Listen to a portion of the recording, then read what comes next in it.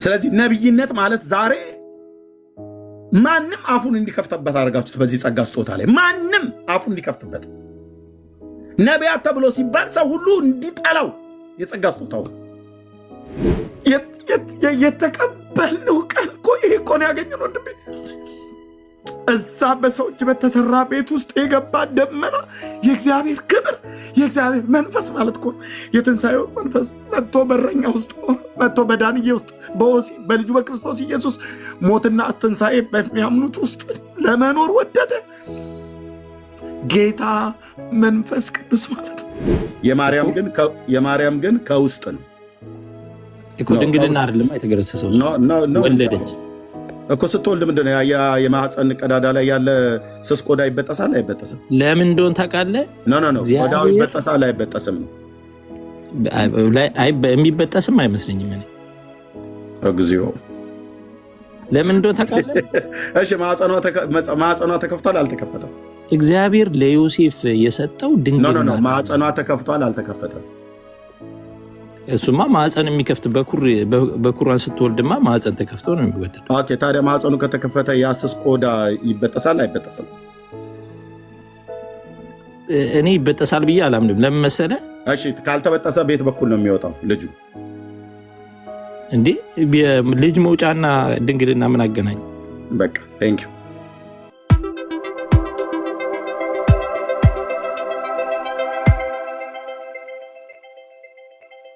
ዓለማዊ ድንግል መሆኗን የምታምነው ማለት ነው? አይ አይደለም። እሱማ የጌታ ወንድሞችም እኮ ከማርያም ነው የተወለዱት። ስለዚህ ማርያም ዘላለማዊ ድንግል ናት አይደለችም? አይ እኔ ዮሴፍ ድንግል ነው የወሰደው ነው የምለው። አይ ዮሴፍ የበኩር ልጇን እስክትወልድ ድረስ አላወቃትም እንጂ ከወለደች በኋላ እሱኛውን ማንቀር ከወለደች በኋላ ማርያም ዘላለማዊ ድንግል ናት ወይስ አይደለችም? አይ ዘላለማዊ አይደለም። ዮሴፍ እኮ የወሰዳት እኮ ቤተሰብ ሊመሰረት ነው እንግዲህ እጮኛውን ነው የወሰደው። ስለዚህ በመውለድ ድንግልናዋ አልጠፋም ነው የምትለው አንተ? አይ ማርያምን እግዚአብሔር ለዮሴፍ ሲሰጠው ማቴዎስ ወንጌል ምዕራፍ 1 ቁጥር 20 ላይ እናያለን። ያኔማ ድንግሎና ነው የተሰጠችው እኮ። ግን የበኩር ልጇን ከወለደችም በኋላ ዮሴፍ የእግዚአብሔርን ስጦታ ስለተቀበለ ፍጹም በረከት ነው የተቀበለው። ስለዚህ ፍጹም ደግሞ ማለት ድንግል ያልሆነችን ሴት አይደለም የሰጠው እግዚአብሔር ብዬ ነው ማምነው። ምክንያቱም ለምሳሌ ርብቃ ራሱ ወንድ ያልደረሰባት ነበረች ይላል። መንገዴን አቅንቶልኛል ሲል የአብርሃም ሎሌ ልክ ነው እኮ ለዮሴፍ ድንግል ሆና ነው የታጨችው። አሁን ኦርቶዶክሳውያኑ ብለው የሚሉት ማርያም ዘላለማዊ ድንግል ናት ብለው የሚጠቅሱት የመጽሐፍ ቅዱስ ምን ባላ? አይ እሱ ከምንም ውሸት ነው። እሱ ግን ጌታ እኮ ወንድሞች እንደነበሩት መጽሐፍ ቅዱስ ላይ ይናገራል። የበኩር ልጇን እስክትወልድ ድረስ አላወቃትም ሲል እኮ የበኩር ልጇን እስክትወልድ ድረስ አልነካትም ነው። ከዛ በኋላ ግን ቤተሰብ መስርተው አብረው እንደ ቤተሰብ ይኖሩ እንደነበረ መጽሐፍ ቅዱስ ይናገራል። ፋክት። ግን እኔ ዮሴፍ ጌታን ከወለደች በኋላ ድንግልናዋ ጠፋ ብዬ አላምንም እኔ።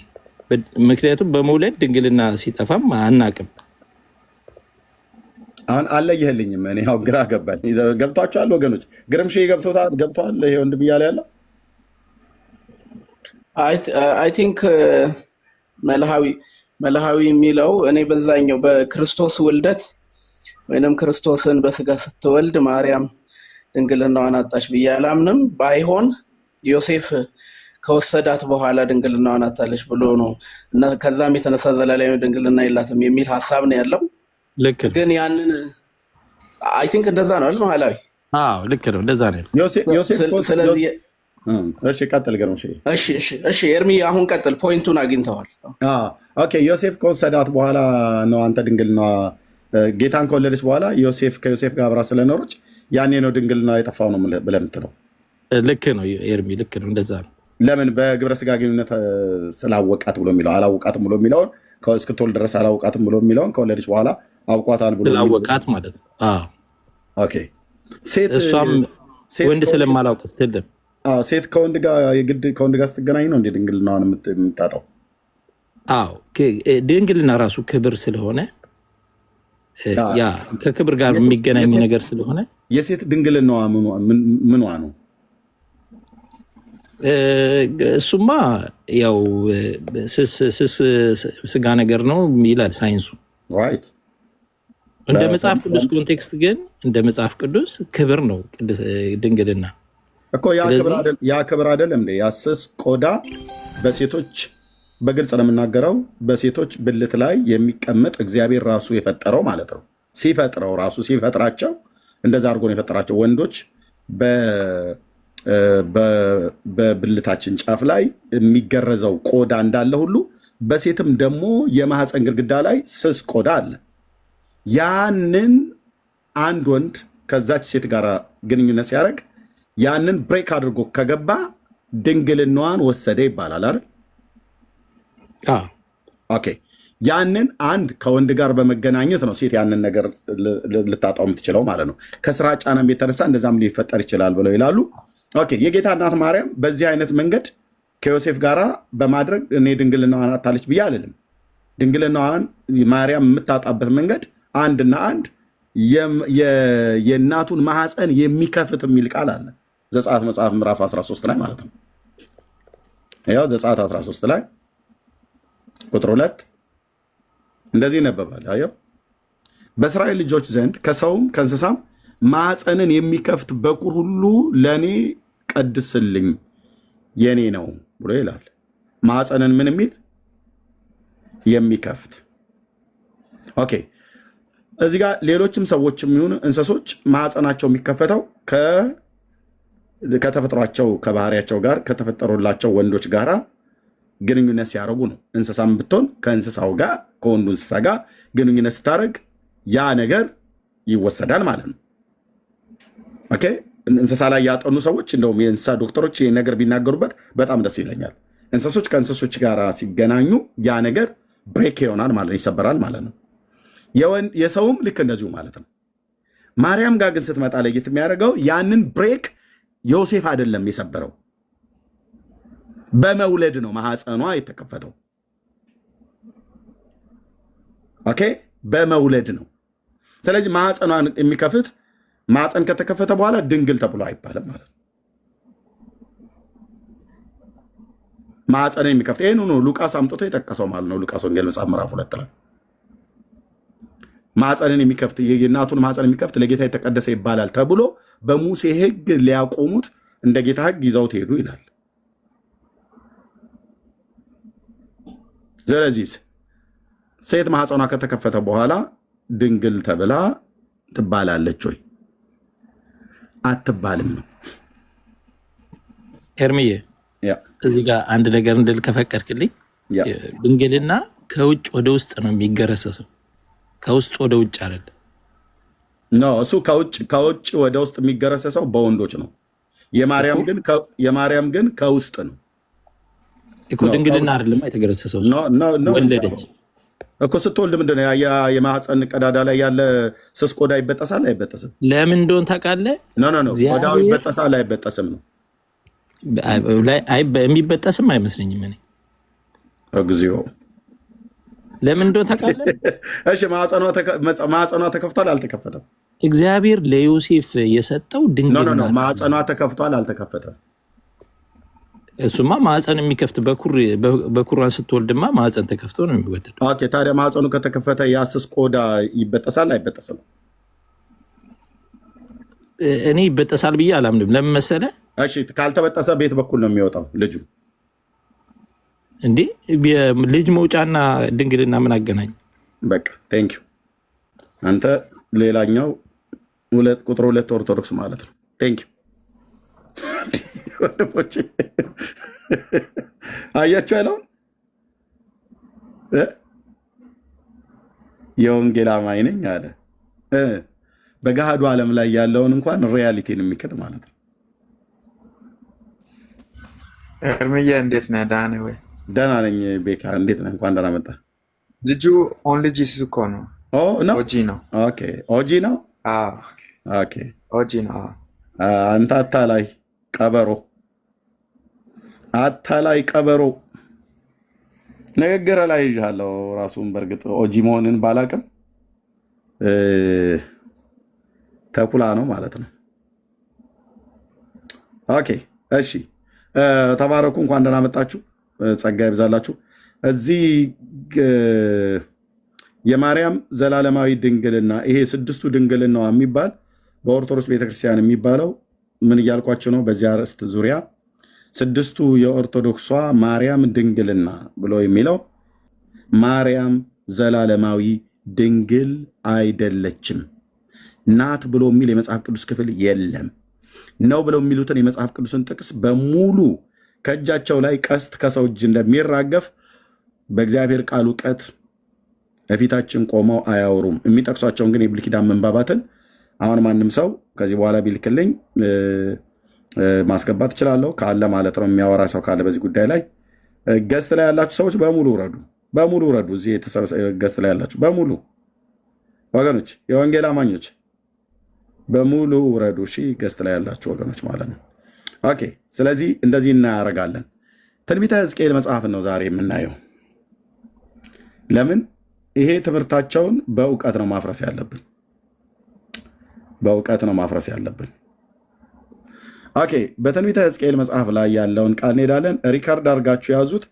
ከማንኛውም ኦርቶዶክሳውያን ጋር ስታወሩ ይህንን መረጃና ይህንን ማስረጃ አቅርቡባቸው። ኦኬ።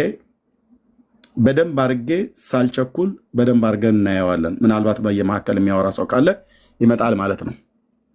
ሕዝቅኤል የተማረከበት ዘመን በ586 ባቢሎናውያን መጥተው ከመማረካቸው ከአንዳንድ የመጽሐፍ ቅዱስ ተማሪዎች ከ10 ምናምን ነገር ዓመት በፊት ቀደም ብሎ የተማረከ ነው ብሎ ይላሉ። ዘመኑ ላይ አንዳንዶቹ አይ ከ20 ዓመት በፊት ነው ምናምን ነገር ብሎ ከ40 ዓመት በፊት ነው ብለው የሚሉ አሉ። እሱ ጋር ዓመቱ ማተር አያደርግም።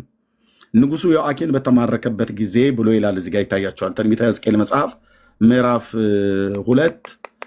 1 ቁጥር 2 ላይ ንጉሱ ዮአኪን በተማረከ በ5ኛው ዓመት ከወሩም በ5ኛው ቀን የእግዚአብሔር ቃል በከለዳውያን አገር በኮቦር ወንዝ ወደ ቡዝ ልጅ ወደ ካህኑ ወደ ሕዝቅኤል መጣ። ባይዘው የሌዋዊ ካህን ነው፣ ዝርያው ከዛ ነው። እና የእግዚአብሔርም እጅ በእኔ ላይ ሆነ ይችላል። ከፍ ብለን ግን ስናነበው በ30ኛው ዓመት በ4ኛው ወር ከወሩ በ5ኛው ቀን በኮቦር ወንዝ በምርኮኞች መካከል ሳለሁ ሰማያት ተከፈቱ ይላል። ከዛስ የማርያምንም ራእይ ያየሁ። እንደዛ ነው የሚለው። ማራማውያን እንደዛ ነው የሚለው። የማርያምንም ራእይ ያየሁ ይላል ወይስ የማንን ራእይ ያየሁ ነው ብሎ የሚለው? የእግዚአብሔርንም ራእይ አየሁ ይላል። ኦኬ፣ የእግዚአብሔርን ራእይ ነው ያየሁ። ስለዚህ ምዕራፍ 2 ላይ እነዛ እንስሶቹን በባለፈው ላይ ከትናንት ወዲያ ቤካ ቤት እያየን ነበረ። በጣም ደስ እያለን ከዛ ምን አለው? እርሱም የሰው ልጅ ሆይ በእግርህ ቁም እኔም እናገርሃለሁ አለኝ። ያው ምዕራፍ 1 ላይ በሙሉ ራእዩ ያየው 4 እንስሶችና መንኮራኩሮቹን ኪሩቤሎቹን ያየው ማለት ነው።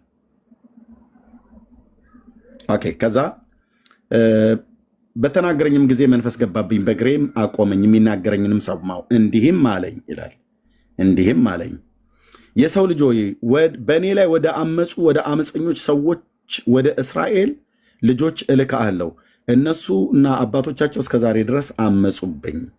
እነሱም ፊታቸው የተጨማተረ ልባቸውም የደነደነ ልጆች ናቸው። ወደ እነርሱ እልክሃለሁ። አንተም ጌታ እግዚአብሔር እንዲህ ይላል ትላቸዋለህ። እነርሱም አመፀኛ ቤት ናቸውና ቢሰሙም ወይ ባይሰሙ ነቢይ በመካከላቸው እንዳለ ያውቃሉ። እና አንተም የሰው ልጅ ኩርንችቶችና እሾሆች ከአንተ ጋር ቢኖሩ አንተም በጊንጦች መካከል ብትገመጥ አትፍራቸው፣ ቃላቸውንም አትፍራ። አንተ ቃላቸውን አትፍራ፣ ከፊታቸውም የተነሳ አትደንግጥ። እነሱ አመፀኛ ቤት ናቸውና ቢሰሙም ወይ ባይሰሙም ቃሌን ትነግራቸዋለህ ብሎ እግዚአብሔር ለነቢዩ አሳየው ማለት ነው። ምን? የእግዚአብሔርን ራእይ ነው ያሳየው። ልብ በሉ። ኦኬ። በዚህ ክፍል ላይ መጽሐፍ ቅዱስን በሙሉ እያጠናችሁ ስትሄዱ በራእይ ልብ በሉ፣ በራእይ ከባቢሎን ወደ ኢየሩሳሌም ነው ያመጣው። እዚህ ጋ መጽሐፌን ላዘጋጅና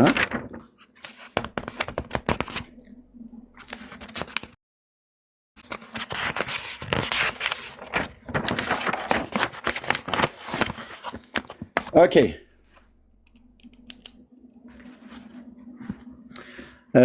አቀማመጡ እንደዚህ ሰሜን ክፍል ላይ ስለሆነ ባቢሎን ሕዝቅኤል የነበረው እዚህ ማለት ነው።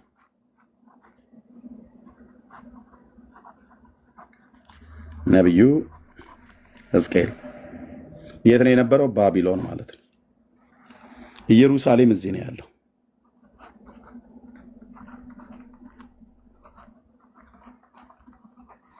በኢየሩሳሌም የጌታ መቅደስ እዛ አለ።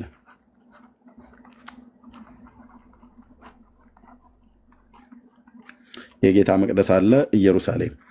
ይህንን ራእይ ባየበት ጊዜ ሕዝቅኤል የእስራኤል ሕዝብ ሙሉ በሙሉ ከዚህ ተማርኮ ወደ ባቢሎን አልገቡም። ሙሉ በሙሉ አልገቡም። ጥቂቶቹን ነው የወሰደው። ጥቂቶቹን ነው የወሰደው። የናቡከደነጾር የባቢሎኑ ንጉሥ ናቡከደነጾር የሚባለው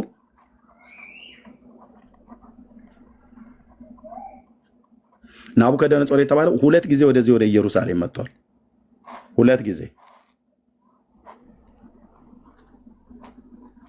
መጥቷል። የመጀመሪያው መምጣት ላይ እነ ሕዝቅኤልንና እነ ዳንኤልን እነ አናንያ እነ አዛሪያን ያኔ ነው ማርኮ የወሰዳቸው የመጀመሪያው። ሁለተኛ ደግሞ በመጣበት ሰዓት ላይ ይሄኛው ያኔ ቤተ መቅደሱንና ኢየሩሳሌም ከተማን ያፈረሰበት ጊዜ ነው። 2 ጊዜ ነው የመጣው። ኦኬ ሕዝቅኤል ቀድሞ ከተማረኩት ከነ ዳንኤል ከነ አናንያ ከነ አዛሪያ ከነ ሚሳኤል ከተባሉት ጋር በሰዓት ውስጥ የጣላቸው ከነሱ ጋር አስቀድሞ የተማረከ ሰው ነው። ልብ በሉ። ያኔ ቤተ መቅደሱ ሙሉ በሙሉ አልፈረሰም ነበር። ያኔ የእስራኤል ሕዝብ ሙሉ በሙሉ ወደ ባቢሎን አልተጋዘም ነበር። የተወሰኑት ተማርከዋል። አብዛኛው ሕዝብ ግን በምድሪቱ ላይ ይኖር ነበር።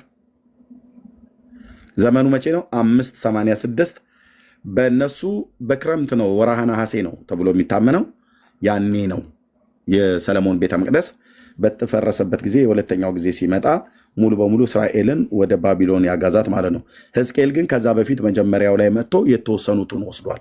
በንጉሱ ፊት መቆም የሚችሉትን ጥበብና እውቀት የሞላባቸውን ሰዎች ሁሉ ጭምር ንጉሱ ናቡከደነጾር ወስዶታል ማለት ነው። ወስዷቸዋል ማለት ነው። ልብ በሉ። አሁን ልብ በሉ። ይህንን የኦርቶዶክስን ዘላለማዊ ድንግልና የሚሉትን የሚጠቅሱትን ጥቅስ ለማፍረስ ከስሩ ከመሰረቱ ነው ምን ሄደው ማለት ነው። ኦኬ ሕዝቅኤል መቼ ነው የተማረከው? የመጀመሪያው ላይ ነው። ናቡከደነጾር ስንት ነው የመጣው? 2 ጊዜ መጥቷል ወደ ኢየሩሳሌም። ንጉሱ ባዘዘው መሰረት የንጉሱ የጦር አለቃ ናቡዘረድ በሚባል ሰው በኩል ምርኮ ተካሂደዋል ማለት ነው። የጦር አለቃው ወይ ደግሞ ጀረናሉ ተብሎ እንደሚባለው ናቡዘረድ በዚህ ሰው የጦር አለቃነት በኩል ከዚህ ከይሁዳ ያሉት በንጉሱ ፊት እንዲቆሙ ማለት ጥበብ ያላቸው እውቀት ያላቸው ማስተዋል ያላቸው የተማሩ ተብለው የሚባሉትን የመሳፍንቱ የነገስታቱ ልጆች ተብለው የሚባሉትን እንደዚሁም ነቢያትም ሁሉ ጭምር በቃ በአይምሮ እግዚአብሔር የባረካቸው በጣም እነዚህ ሰዎች ቢማሩ አገር ይለውጣሉ፣ ፖለቲካ አስተዳደሩን ይሰራሉ፣ መንፈሳዊንም ነገርም ህዝብንም ያስተምራሉ ብሎ የሚያምንባቸውን ሰዎች መርጦ ሰሌክት አድርጎ በንጉሱ የጦር አለቃ በኩል እነ ዳንኤል፣ እነ ሕዝቅኤል፣ እነ አናንያ፣ አዛሪያ እና ሚሳኤል ያኔ ነው ተማርከው የሄዱት ማለት ነው። ኦኬ ያኔ ቤተ መቅደሱ ገና አለ፣ እዚህ አልፈረሰም። ጌታ ነቢዩን ከማረከው በኋላ እነዛ ከተማረኩት ከጥቂቶቹ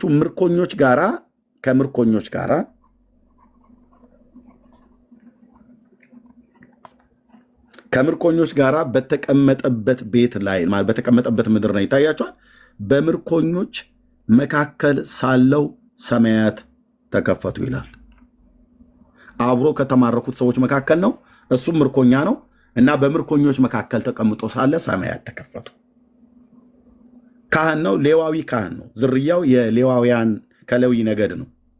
አባቱ ቡዝ ነው የሚባለው። ሕዝቅኤል የቡዝ ልጅ ብሎ ይለዋል እዚሁ ጋር ስታነቡት ማለት ነው። የቡዝ ልጅ ይኸው ወደ ቡዝ ልጅ ወደ ካህኑ ወደ ሕዝቅኤል መጣ ይላል። ካህኑ ማለት ሌዋዊ ካህን ነው ማለት ነው። ባይዘ ነቢዩ ኤርሚያስም እንደዚሁ ካህን ነው።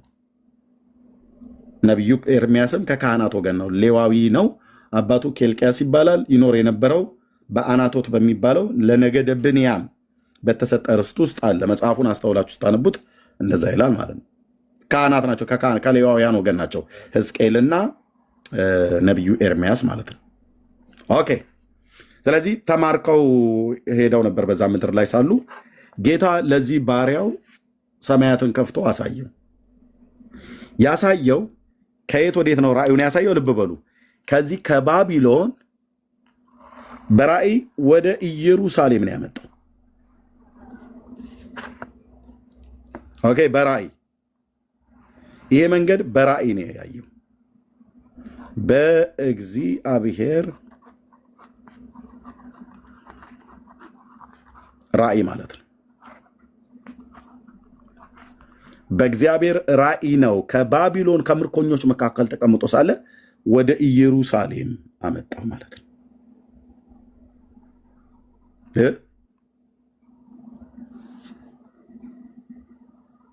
ከዛስ አሁን እዚህ ኢየሩሳሌም ውስጥ ምን እየተካሄደ እንዳለ ልብ በሉ። ጥቂቱ ህዝብ ነው የተማረከው። አብዛኛው ህዝብ እዚህ ያለ ገና አልተማረከም። ቤተ መቅደሱም አለ ገና አልፈረሰም። አብዛኛው ህዝብ እዚህ ነው ያለው እና በዛ በተማረከበት ዘመን ላይ ሆኖ ቀደም ብሎ ሄዶ ኢየሩሳሌም ከኃጢአቱ አልተመለሰችም። ለምሳሌ በትንቢተ በሁለተኛ ዜና መጽሐፍ ምዕራፍ 36 ላይ እዚህ ጋር ላይ ለካ የከፈትኩት ኦኬ።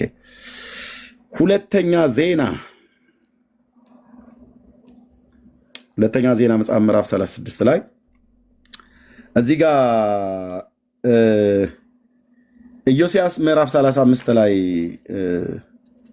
ሞተ። ምዕራፍ 35 ቁጥር ምዕራፍ 35 የመጨረሻው ቁጥር ማለት ነው። ለምሳሌ እዚህ እንደዚህ ይላል። የኢዮስያስ አሟሟት ማለት ነው። ከዚህም በኋላ ኢዮስያስ የቤተ መቅደሱን ካሰናዳ በኋላ የግብፅ ንጉሥ ፈርዖን ማለት ነው፣ ኒካኡ ማለት ነው። ኒካኡ ሁልጊዜ የምላችሁ በከርከሚሽ ጦርነት በተደረገበት ሊወጋ በሄደበት ጊዜ እኔ ከአንተ ጋር ለመውጋት ዛሬ አልመጣሁም፣ ከመንገዴ ላይ ፈቅ በል፣ እግዚአብሔር በአንተ ላይ አላከኝም ብሎ ነገረው። ይሄ ንጉሥ በጣም ደገኛ የሆነ ንጉሥ ነው። በጣም ከንጉሱ ከዳዊት ቀጥለ የምጠራው ደገኛ ንጉሥ የሚባል ሰው ነው በእስራኤል ታሪክ ውስጥ፣ በመጽሐፍ ቅዱስ ታሪክ ውስጥ እና ይኸው በኤፍራጥስ አጠገብ ባለው በከርከሚሽ ላይ ዋጋ ዘንድ ነው ኢዮስያስም ሊጋጠመው ወጣ ይላል። ኒካኡ የሚባለው የግብፁ ንጉሥ ከርከሚሽ ላይ ከባቢሎናውያን ጋር ጦርነት ነው። ኒካኡን የላከው እግዚአብሔር ነው። ኦኬ። ኒካኡን ለመከልከል ግን ኢዮስያስ በማይመለከተው ነገር መጥቶ እዚህ ሰውዬ ፊት ላይ ቆመበት። ይታይ ባልተጠራበት ማለት ነው። አንዳንዶች መጥተው አሁን እንደሚጋፈጡ አልተጠሩም።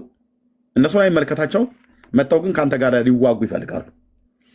ኢዮስያስ እግዚአብሔር ኒካኡ በአንተ ላይ አላከኝም፣ አንተን አልነካህም፣ ኢየሩሳሌምን እንደወጋ እግዚአብሔር አላከኝም አለው። እንዴ የግብፅ ንጉሥ እግዚአብሔር ይልካል እንዴ? አዎ ይልካል። ታዩታላችሁ። እግዚአብሔር የእስራኤልን ነገስታት ብቻ ሳይሆን አሕዛብን ሙሉ ጭምር ይልካል። ከዛስ ጦርነቱ በከርከሚሽ ነው። ከማጋ ከባቢሎናውያን ጋር እና የፈርዖን ንጉሥ ኒካኡ እኔ ከርከሚሽ ላይ ነው ጦርነቴ፣ ከባቢሎን ንጉሥ ጋር ነው ለመዋጋት እግዚአብሔር የላከኝ እና አንተ ሰውዬ ዞር በልልኝ ከመንገዴ ላይ አለው። ይሄኛው የአሕዛብ ንጉሥ። ኢዮስያስ ግን ሊጋጠመው ወጣ ይላል። ከዛ እርሱም የይሁዳ ንጉሥ ሆይ ከአንተ ጋር ምን አለኝ? በምዋጋበት በሌላ ቤት ላይ ነው እንጂ ዛሬ በአንተ ላይ አልወጣሁም። እግዚአብሔር እንድቸኩል አዞኛል። ከሚማጅን የፈርዖን ንጉሥ እኮ ነው፣ የግብፅ ንጉሥ ፈርዖን ኒካኡ ነው እንደዚህ ብሎ የሚለው። እግዚአብሔር እንድቸኩል አዞኛል። ወዴት ነው የምቸኩለው? ኒካኡ ወደ ከርከሚሽ ጌት ከባቢሎናውያን ጋር አልዋጋ። ማን የላከ?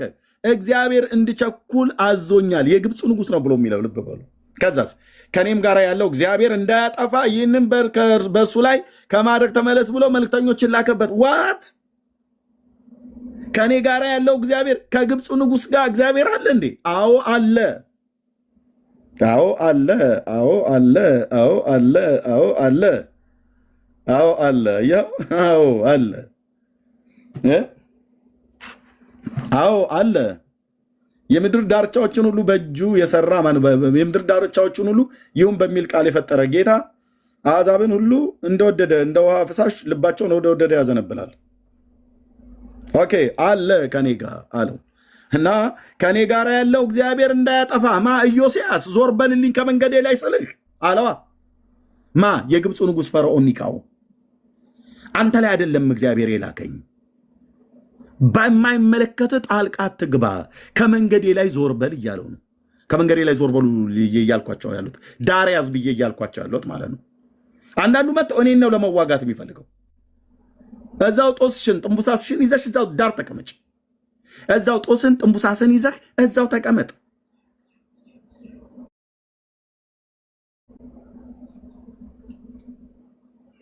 በማይመለከተኝ ጦርነት እንድዋጋ በማይመለከታቸው ጦርነት ለመዋጋት ሊዋጉን ይመጣሉ ማለት ነው። ብራዘርዬ ስራ አለብኝ፣ እህትዬ ስራ አለብኝ፣ ወንድም አለም ስራ አለብኝ። በማይመለከተኝ ጦርነት እንድዋጋ አታርገኝ እንዳያጠፋህ ብሎ አለውና ከዛ መልክተኛ ላከበት። ኢዮስያስ ግን ይዋጋው ዘንድ ተጽናና እንጂ ፊቱን ከእነርሱ አልመለሰም። በእግዚአብሔር አፍ የተነገረውን በእግዚአብሔር አፍም የተነገረውን የኒካውን ቃል አልሰማም። የፈርዖን ኒካውን ማለት ነው፣ የግብፅ ንጉሥ ቃል አልሰማም እና በሜጊዶ ሸለቆ ይዋጋው ዘንድ ወጣ ይላል። ከዚያስ ቀስተኞችም ንጉሱን ኢዮስያስን አገኙት ይላል። አይ ኢዮስያስ፣ አይ ኢዮስያስ፣ አይ ኢዮስያስ፣ አይ ኢዮስያስ። ቀስተኞችም የግብፅ ንጉሥ የፈርዖን ቀስተኞች የኒካው ቀስተኞች የእስራኤልን ንጉሥ ኢዮስያስን አገኙት። ደገኛው ንጉሥ በማይመለከተው ጦርነት እህቶችና ወንድሞቼ በማይመለከታችሁ ነገር ገቢ ሆናችሁ ስንቶቻችሁ ቆስላችኋል? ስንቴ ቆስለናል? አሁን ይገርማል አልኩ።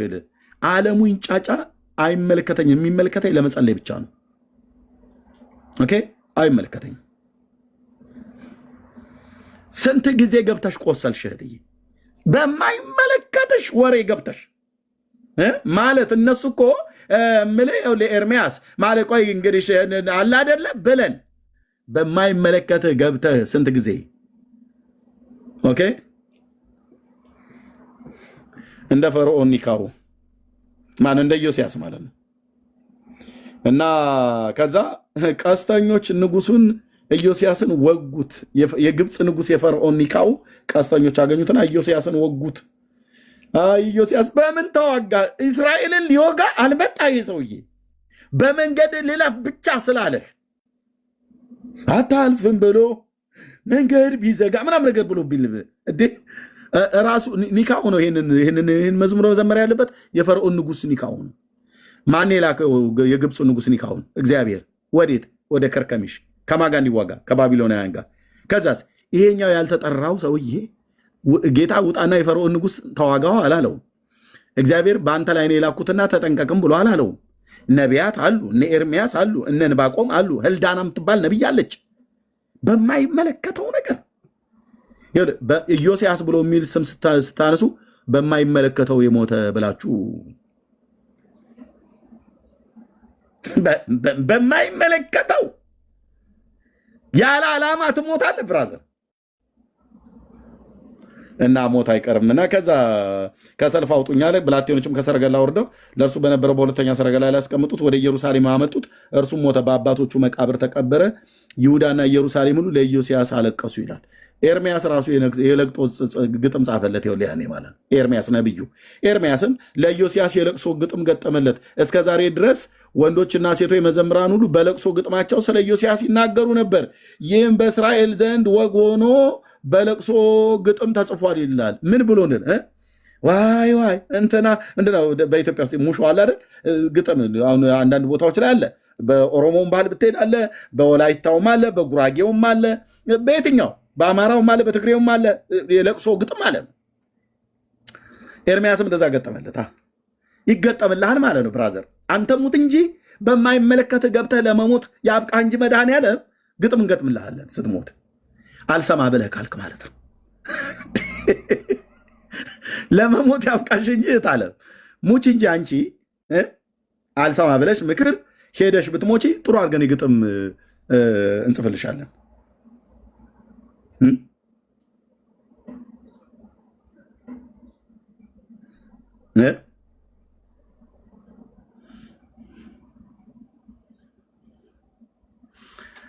አንድ ቦታ መርጋት ተስኗት ነበረ። ከገስት ወደ ገስቶች ትበርር ነበረ ያልን እንገጥብልሻለን ማለት ነው። መጨረሻ ሆነ። ለጨርሰው እንዴ መጨረሻ አያልቅ የዘዋሪ አሟሟቱ።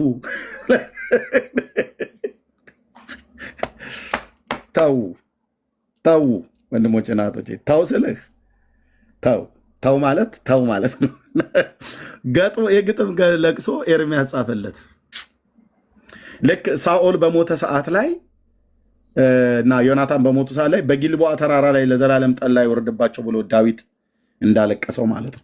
መሬቱን ሁሉ ነው የረገመው። ተራራውን ሁሉ ነው የረገመው ዳዊት። የጊልቦአ ተራሮች ማለት ነው ረገማቸው፣ ለዘላለም ጠላ ይወርድባቸው ብሎ ማለት ነው። ምን ሆነሃል ዳዊት? በለቅሶ ውስጥ እኮ ማለት ዮናታን ወንድሜ አልተመለሰም ብለዋል። ሳኦል ምንም እንኳን ቢያሳድደው አንበሶች ነበሩ አለ። ይሄ ደግሞ በሜጊዶ ሜዳ ማለት ነው። እና ከዛስ የፊተኛውን የኋለኛው ነገር ነው በእስራኤል ነገስታት መጽሐፍ ተጽፏል ይላል። አሁን የፈለኩትኝ ወደ ሕዝቅኤል ለመምጣት ነው። ኢዮስያስን መንካት ስለነበረብን ነው።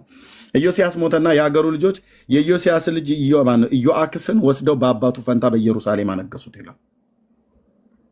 ኢዮአክስ የሚባለው ማለት ነው። ኦኬ አነገሱት። ከዛስ ኢዮአክስን መንገስ በጀመረ ጊዜ የ23 ዓመት ጎልማሳ ነበር። በኢየሩሳሌም 3 ዓመት ነገሰ። የግብፁ ንጉስ በኢየሩሳሌም ከመንግስቱ አወጣው። 100 መክሊትንም 1 ብርና 1 መክሊት ዕዳ ጣለበት ይላል። ኢዮስያስ ከሞተ በኋላ የግብፁ ንጉስ መጥቶ በኢየሩሳሌም ላይ ዕዳ ጣለ። ለምን? ኃጢአት በዛ። ይሄኛውም ልጅ ጤነኛ ልጅ አልነበረም። አባትየው ኢዮስያስ ደገኛ ቢሆንም ይሄኛው ግን ጤነኛ አልነበረም። ከዛስ የግብፅም ንጉስ ወንድሙን ኤልያቄምን በይሁዳና በኢየሩሳሌም ላይ አነገሰ። የግብፅ ንጉስ መጥቶ ሲወር የግብፁ ንጉስ ማንን አነገሰው? ኢዮአክስን ዕዳ ጣለበትና ከዛ ኤልያቄምን በይሁዳና በኢየሩሳሌም ላይ አነገሰ። ስሙንም ኢዮአቄም ብሎ ጠራው። ለወጠ። ኒካኡም የግብፁ ንጉስ ማለት ነው ወንድሙ ኢዮአክስን ይዞ ወደ ግብፅ ወሰደው ይላል። ይሄኛውን አስሮ ወደ ግብፅ ወሰደው። የግብፁ ንጉስ የኢዮስያስ የመጀመሪያ ልጅ ነበር። እሱን አነቀና ወደ ግብፅ ወሰደው። በሱ ፈንታ ኤልያቄም የተባለውን ኢዮአቄም ብሎ ስሙን ለወጠለት። እዚህ ስሙን ለወጠ ይላል ብሎ ለወጠው። ስሙንም ኢዮአቄም ብሎ ለወጠ። ከዛስ ኒካኡም የማን ንጉስ? የግብፅ ንጉስ ወንድሙን ኢዮአክስን ወደ ግብፅ ወሰደው ይላል። ይሄኛው ልጅ ይዞት ሄደ። ወደ ግብፅ ነው፣ ወደ ባቢሎን አይደለም። ልብ በሉ። ኢዮአቄምን መንገስ በጀመረ ጊዜ የ25 ዓመት ጎልማሳ ነበረ። በኢየሩሳሌምም 11 ዓመት ነገሰ። በአምላኩም በእግዚአብሔር ፊት ክፉን አደረገ። መድኃኔዓለም ክርስቶስ። ከዛስ የባቢሎን ንጉስ ናቡከደነጾር በእርሱ ላይ መጥቶ ወደ ባቢሎን ይወስደው ዘንድ በሰንሰለት አሰረው። ማንን? ኢዮአቄምን። ናቡከደነጾርም በእግዚአብሔር ቤት ዕቃ ያለውን አያሌውን ዕቃ ወደ ባቢሎን አፈለሰ። በዚህ ጊዜ ነው እነ ሕዝቅኤል የተማረኩት። ወደ ባቢሎን አፈለሰ። ባቢሎናውያንም በመቅደሱ ውስጥ አፈለሰ። አያሌውን ናቡከደነጾርም ከእግዚአብሔር ቤት ዕቃ አያሌውን ወደ ባቢሎን አፈለሰ። በባቢሎን በመቅደሱ ውስጥ አኖረ ይላል። ባቢሎን መቅደስ ማለት የጣዖታቱ መቅደስ ማለት ነው። የባቢሎናውያን ጣዖታት መቅደስ ውስጥ እዛ አኖረው ወስዶ። ትዝ ይላችኋል። በኋላ በአባቱ በናቡከደነጾር ዘመን ተማርኮ የመጣውን ከወርቅ የተሰሩ ዋንጫዎችን ጽዋ ይጠጣበት የነበረው ያ ሰውዬ ልጅየው ማለት ነው። ብልጣሶር ነው ማነው የሚባለው? ማነው? ዳሪዮስ ነው ብልጣሶር። እሱ ይጠጣባቸው የነበረ ዳንኤል እጅ ወጣበት ማኔ ቴቄል ፋሬስ ብሎ ያለው ማለት ነው። ያኔ ነበረ የቀረው የኢዮአቄም ነገር ያደረገው ርኩሰት በእርሱም የተገኘው ሁሉ እነሆ በእስራኤል እና በይሁዳ ነገስታት መጽሐፍ ተጽፏል። ልጁን ዮአኪንን በሱ ፈንታ አነገሱ ይላል። ዮአኪን ሕዝቅኤል ይሄንን ልጅ ይጠራዋል ድጋሚ። ዮአኪን መንገስ በጀመረ ጊዜ የ18 ዓመት ጎልማሳ ነበር። በኢየሩሳሌም 3 ወርና 10 ቀን ነገሰ። በእግዚአብሔር ፊት ክፉን አደረገ። በቃ አባትየው ደግ፣ ልጆቹ ግን በዘመንኛው አማርኛ ከይሲ ብለህ እንደምትለው ማለት ነው። በቃ ሁሉም ተነስቶ ክፉ ነው የሚሰራው። ኢዮአክስም ክፉ ነው የሚሰራው። ይሄም ክፉ ሰራ። የግብፅ ንጉሥ ኒካኡ ወስዶ በግብፅ አሰረው። እንደገና ደግሞ ኢዮአቄም ነገሰ። እሱ ደግሞ ናቡከደነጾር መጣና ወደ ባቢሎን ወሰደው። ክፋት በመስራት ማለት ነው። ክፉም አደረገ ይላል። ይኸውልህ ክፉም አደረገ ወስዶ አሰረው። ከዛ እንደገና ደግሞ ይሄኛውን ደግሞ አምጥቶ ቢያኖረው ይሄኛውም ደግሞ ክፉ በማድረጉ ዮአኪን ደግሞ ነገሰ ማለት ነው። ዮአኪንም መንገስ በጀመረ ጊዜ የ11 ዓመት ጎልማሳ ማነው የ18 ዓመት ጎልማሳ ነበር። በኢየሩሳሌም 3 ወር 10 ቀን ነገሰ። በ3 ወር ከ10 ቀን ዕድሜ ውስጥ በእግዚአብሔር ፊት ክፉን አደረገ ይላል። አባዬ በእውነት አድነኝ። የ3 ወር ከ10 ቀን ንግስና ዙፋን ላይ ተቀምጠ ክፋት፣ አመፅ። ይህን ለምደው ኤርሚያስ የምትዘበዝበን ትንቢተ ሕዝቅኤልን ስታጠና ከዚህ ነው የምትጀምረው። መቼ ነው ነብዩ ወደዛ የተማረከው ብሎ የሚለው ማለት ነው። አመቱም ባለፈ ጊዜ ንጉሱ ናቡከደነጾር ልኮ ወደ ባቢሎን ወሰደው። አቤት መማረክ! ዮአኪን ወደ ኢየሩሳሌም፣ ኢዮአክስ ወደ ግብፅ፣ ኢዮአቄም ወደ ባቢሎን። ልክ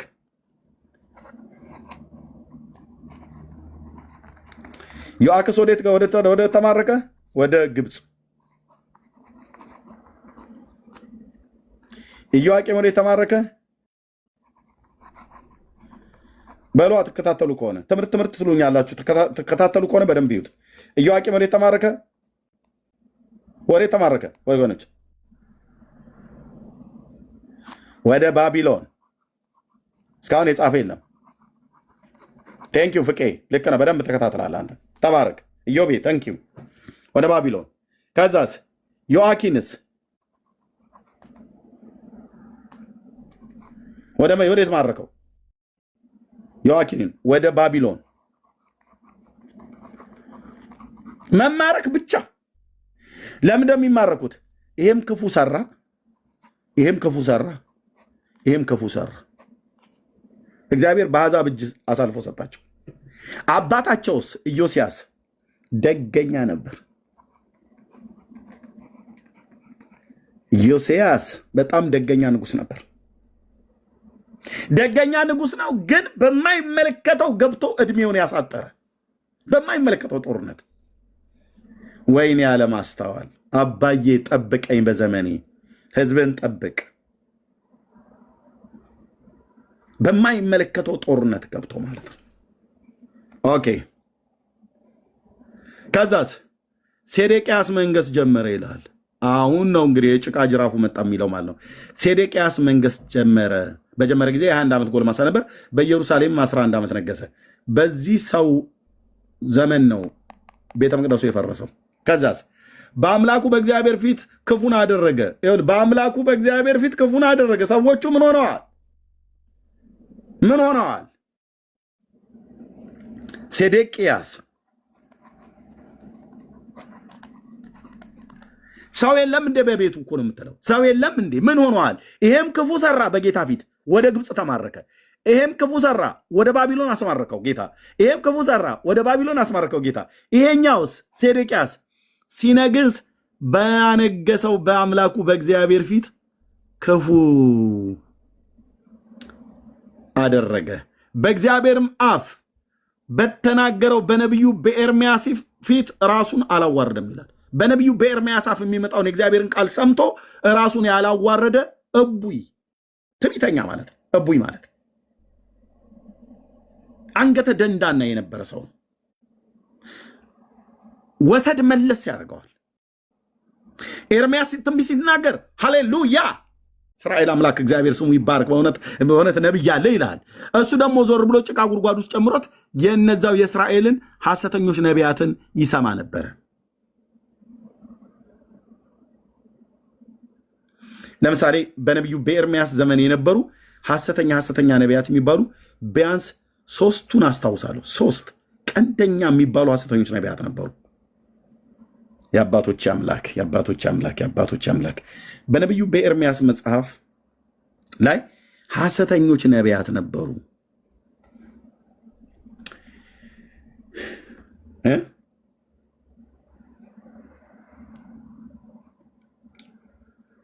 አንደኛው ይሄ ሰውዬ ነው ይኸውልህ ሐናንያ ይባላል።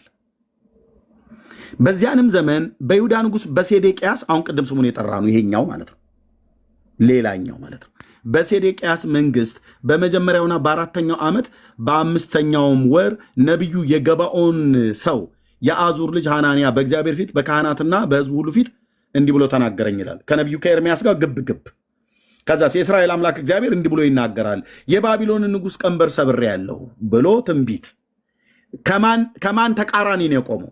ከነቢዩ ከኤርምያስ ተቃራኒ ነው የቆመው ይሄኛው ሰውዬ። በነቢዩ በኤርምያስ ምን ተብሎ የተነገረው? እንደውም ይኸውልህ ቀን ቀጥሮ ነው ይሄ የተናገረው። እዚህ ጋር አለ የባቢሎን ንጉሥ ናቡከደነጾር ከዚህ ስፍራ ወደ ባቢሎን የወሰዳትን የእግዚአብሔርን ቤት ዕቃ ሁሉ ቀን ቀጠረ፣ በ2 ዓመት ውስጥ ወደዚች ስፍራ እመልሳታለሁ ይላል የያዕቆብ ንጉሥ ብሎ ትንቢት ተናገረ። የእስራኤል አምላክ ጌታ እግዚአብሔር እንዲህ ብሎ ይናገራል። ነቢዩ ኤርምያስ በእውነት ልሰማ ይገባል።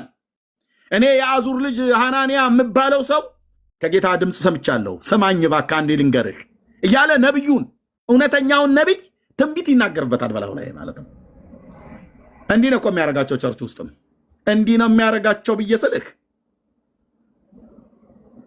እና ጌታ እንደዚህ ይላል አለው። ምን ይላል? የባቢሎንን ንጉሥ ቀንበር ሰብሬ በ2 ዓመት ውስጥ ወደዚህ ስፍራ መልሳታለሁ ብሏል። ምን በ2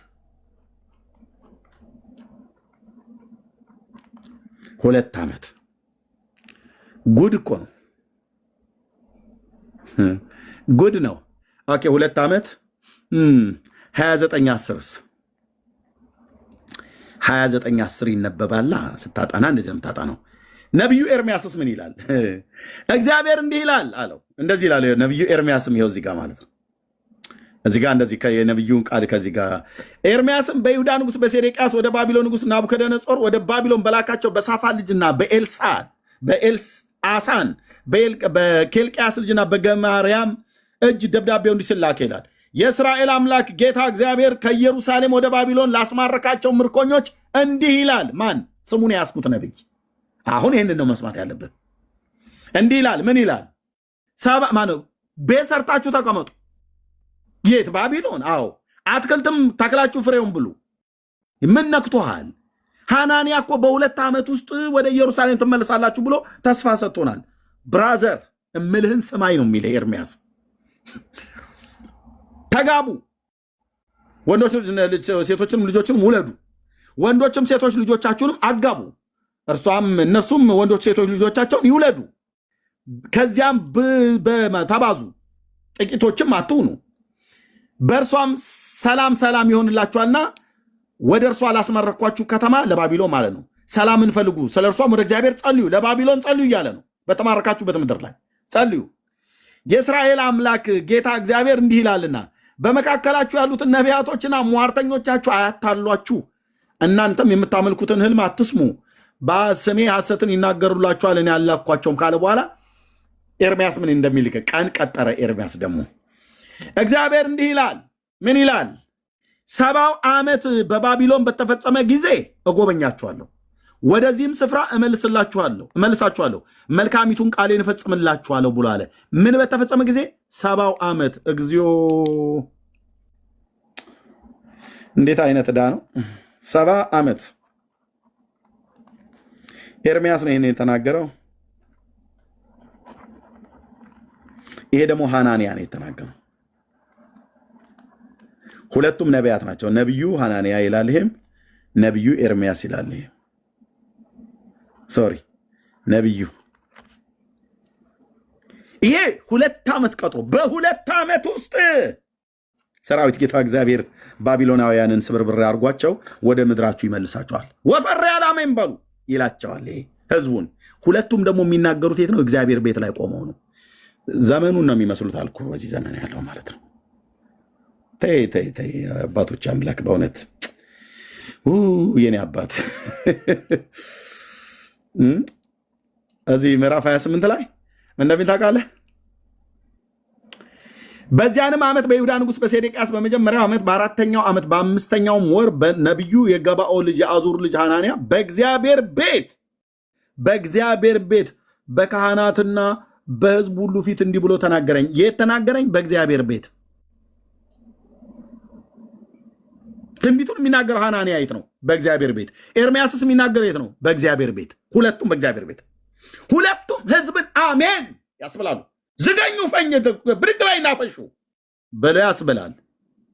ምድረ ቀጣፊ ሁሉ ማለት ነው።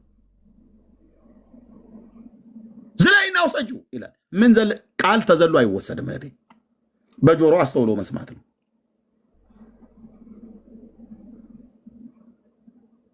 የኔ ዘመን ሟርተኞች ማለት ነው። ቸርች ውስጥ የተደበቀ ሟርተኛ፣ መተተኛ ሁሉ የሰራዊት ጌታ እግዚአብሔር ሳይናገረው እንዲህ ይላል እያሉ የሚናገሩ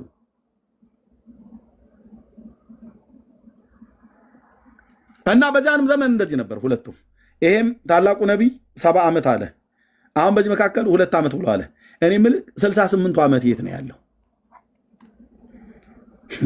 ይሄኛው በ2 ዓመት ውስጥ ባቢሎናውያንን ሰባብሬ ወደ ምድራችሁ መልሳችኋለሁ ይላቸዋል። ነቢዩ ደግሞ ኤርምያስ 70 ዓመት ሲፈጸም ነው 70 ዓመት ትጠጧታላችሁ እያለ ነው። እኔ እናንተ እዛ ጉባኤው ላይ ብንሆን ለማንኛው ነው አሜን የምንለው? እውነት ተናገር እስኪ። በእውነት ይሄኛው ነቢይ በጣም ለእስራኤል ሕዝብና ለእግዚአብሔር ሕዝብ በጣም ያደላል። ቸር የሆነ ነገር ነው የሚያወራው። ይሄኛው እኮ ዘመኑን አራቀው፣ ይሄኛው ነው ሟርተኛ ብላችሁ ትላላችሁ አትሉ? እንላለን።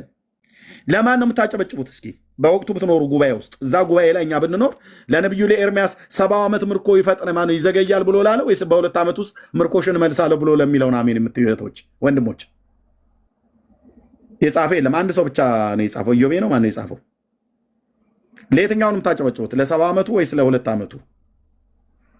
ኢንጆይ አይደል? አዎ እውነተኛ መሆን አለብን። ለ2 ዓመቱ ነው አይደል? ሴፍ ድዬ አዎ ለ2 ዓመቱ ነው። ሳይ ሃሌሉያ ብለን ምንለው ሃሌሉያ የሚያስብለው ግን እውነቱን መጠጣትን ያለብን እዚህ ጋር ነው እውነት ያለው። ይሄኛው ነብይ ጋር ነው እውነት ያለው።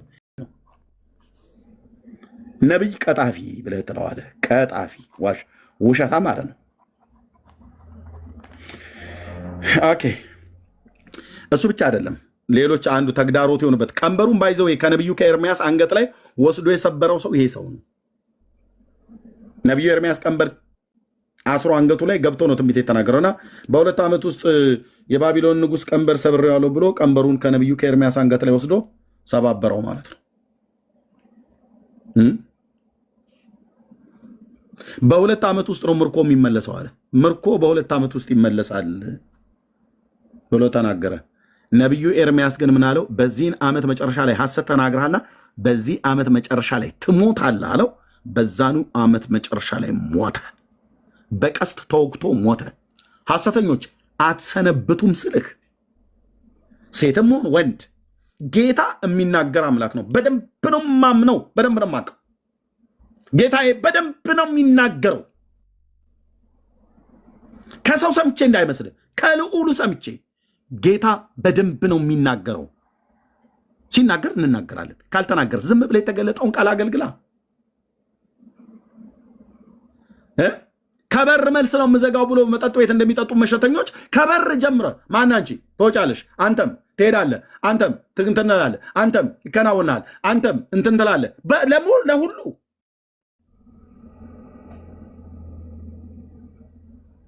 ትሞታለህ አለው። ሞተ። ኦኬ። በዚህ ዘመን የነበሩት ተግዳሮት የነበሩበት አንዱ ሌሎቹ ይሄ ሐናንያ ብቻ ሳይሆን እዚህ ደግሞ ሌሎች አሉ ጉደኞች።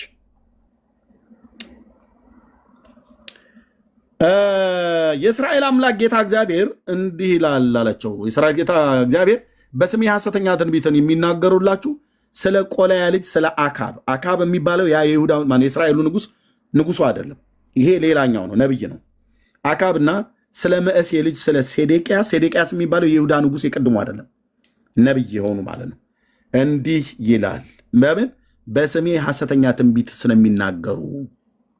ስለሚናገሩላችሁ ማናማ አካብና ሴዴቅያስ የሚባሉ በእነዚህ በሁለቱም ስም። ይሄኛው የእስራኤሉ ክፍል የእስራኤል ንጉስ ነበረ፣ የሰሜኑ እስራኤል በነቢዩ በኤልያስ ዘመን የነበረው ንጉስ የኤልዛቤል ባል ታስታውሳላችሁ። እሱ ሰውዬ አይደለም፣ በስም ተመሳሳይ ሆኑ እንጂ ይሄኛው ነብይ ነው። ይሄኛውም ሴዴቅያስ የሚባለው የይሁዳ ንጉስ ነው። አሁን ወደዛ እንሄዳለን። ወደ ሁለተኛ ዜና መጽሐፍት ይኸውልህ ትንቢተ ሕዝቅኤል ለመተርጎም ምን ያህል መንገድ መሄድ እንዳለብህ ማለት መነሻውን ማወቅ አለብን። ከዛ ይሄኛውም ሴዴቅያስ የሚባል የይሁዳ ንጉስ አለ። በዚህ ስም የተጠራ ነብይ ነው ያለው። እነዚህ ሁለት ነቢያትና የቅድሙ ሐናንያ የሚባሉት ሶስቱ በነቢዩ በኤርሚያስ ዘመን ተግዳሮት የነበሩ ሰዎች ናቸው። ነቢዩን እግዚአብሔር የላከውን ቃል ተናግሮ ህዝቡ ሰምተውት እንዳይድኑ ከነቢዩ ከኤርሚያስ ተቃራኒ የሆነ ነገር ይናገሩ ነበር። ይሄ በ2 ዓመት እያለ ነቢዩ ኤርሚያስ በ70 ዓመት ያለውን እየተቃረነ እንደሚናገር እነዚህም እንደዚሁ ነበር። ደግሞ ስራቸውን ይልኝ ከዘመኖቹ ጋር በጣም ይመሳሰላሉ እና እነሆ በባቢሎን ንጉሥ እጅ አሳልፌ እሰጣቸዋለሁ፣ በዓይኖቻችሁ ፊት ይገድላቸዋል አለ። ሐሰተኞች ነቢያት በሰዎች እጅ ነው የምትጠፋው። ትሞታላችሁ። ከእነርሱም የተነሳ በባቢሎን ንጉሥ በባቢሎን ያሉ በይሁዳ ምርኮኞች ሁሉ የባቢሎን ንጉሥ በእሳት እንደጠበሳቸው በእሳት ጠብሶ ነው የገደላቸው። ታውቃለህ? እነዚህን ሐሰተኞች ነቢያት በእሳት እንደጠበሳቸው እንደ ሴዴቅያስና እንደ አካብ እግዚአብሔር ያድርግብህ የምትባል እርግማን ያነሳሉ።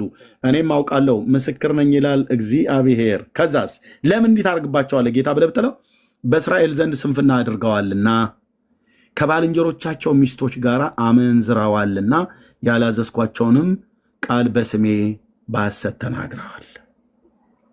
አንደኛ ያላዘዝኳቸውን ቃል በስሜ በሐሰት ተናግረዋል። ሁለተኛስ ከሴቶች ጋር እዛው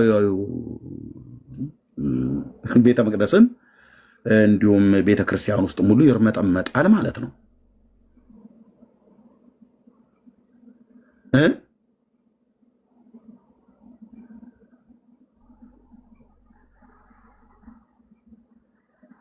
ምን አልከኝ?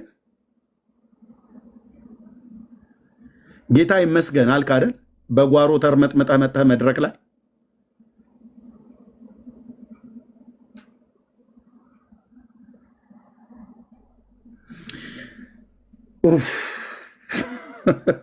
ጌታ ይመስገን አላችሁን አይደል? መድረክ ላይ ወጣችሁ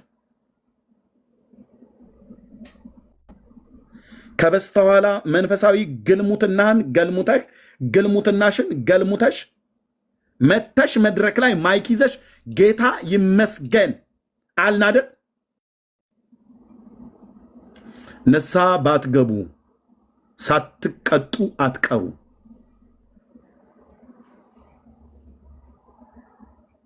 ንስሐ ባትገቡ ሳትቀጡ አትቀሩም። አመንዘሮች የሰውን ሚስት ቸርች ውስጥ አማገጥክ አይደል? ያው እንግዲህ ሽሙዬ እንትን ማለት እንግዲህ ምናምን ብለህ የሰውን ባል አማገጥሽ አይደል? ቸርች ውስጥ ሳትቀጡ አትቀሩም። ንስሐ ባትገቡ። የያዕቆብ ንጉሥ አልተለወጠም፣ በእሳት ለመጠበስ አሳልፎ ሰጣቸው ይላል። ምን ነበር ኃጢአታቸው? አንደኛ በሐሰት ትንቢት ተናግረዋል። ሁለተኛ ከባልንጀሮቻቸው ሚስቶች ጋር አመንዝረዋል። ምን ማለት ነው? በቶራው ላይ ታናክ ላይ በድንጋዩ ሰሌዳ ላይ የተጻፈው የባልንጀራህን ሎሌውን፣ ገረዱን፣ ሚስቱን ቢሆን ምን አትበል ነው ብሎ የሚለው አትመኝ። እነዚህ ከመመኘት አልፎ ይተኛሉ። የሰውን ሚስት ያወጣሉ፣ ያማግጣሉ። የሰውን ባል ታወጣለች፣ ዳሌዋን እየነቀነቀች ማለት ነው። ንስሐ ነው መግባት ያለብሽ እህቴ። ጌታ ይመስገን ልትይን አይገባም። ከጓሮ ተነስተሽ መድረክ ላይ ወጥተሽ ከጌታ ኢየሱስን ከፍ ከፍ እናድርገው አያምርም። በአንቺ አፍ አያምርም። በሐሰተኞችና በዘማውያን አፍ እግዚአብሔርን በጽድቅ ነው ማገልገል ያለብን። በጽድቅ ነው ማገልገል ያለብን። አለሌ ሴቶች፣ አለሌ ወንዶች፣ ሐሰተኛ ነቢያት፣ ፕሮፌት አፖስትል ብለህ ስላልክ ስምህ ስም ስለለጠፍክ ነህ ማለት አይደለም። ለዚህ ነው እዚህ ቤት ድርሽም አላደርጋችሁ። ድርሽ በጸጋ ስጦታው አምናለሁ። አብዛኞቻችሁ ግን ሌቦች ናችሁ፣ አመንዝሮች ናችሁ።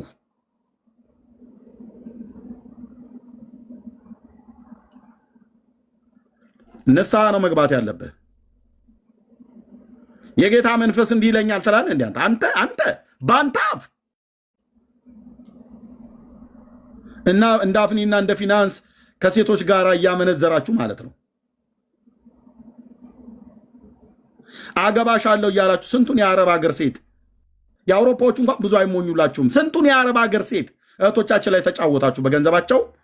እንደዚሁም ደግሞ ለሆሊዴ ብለው ሲመጡ አርክሰሃት ላካት።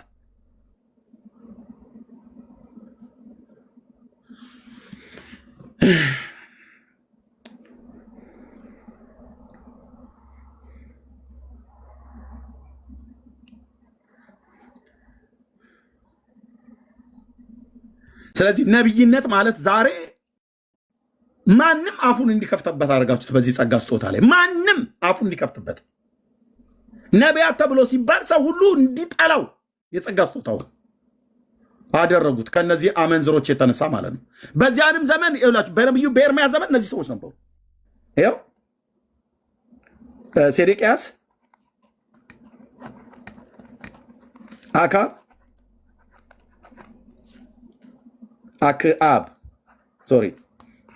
እና ሐናንያ እነዚህ ሰዎች ቤተ መንግስት ውስጥ የሚሰሙ ሰዎች ናቸው። ብራዘር ንጉሱ ሴዴቅያስ ይሰማቸዋል። በዚህ ስም የሚጠራው ሌላኛው ንጉሱ ነው ያለው። ይታያቸዋል ወገኖች። እነዚህ ሰዎች ቤተ መንግስት ውስጥ ይሰማሉ። ይሄ ደግሞ ነብይ ያለ የጌታ ነብይ ደግሞ እዚህ ብቻውን ማለት ነው። በሙሉ እነዚህ የሚያመጡት በሙሉ ከዚህ የተቃረነ ነው የሚያመጡት።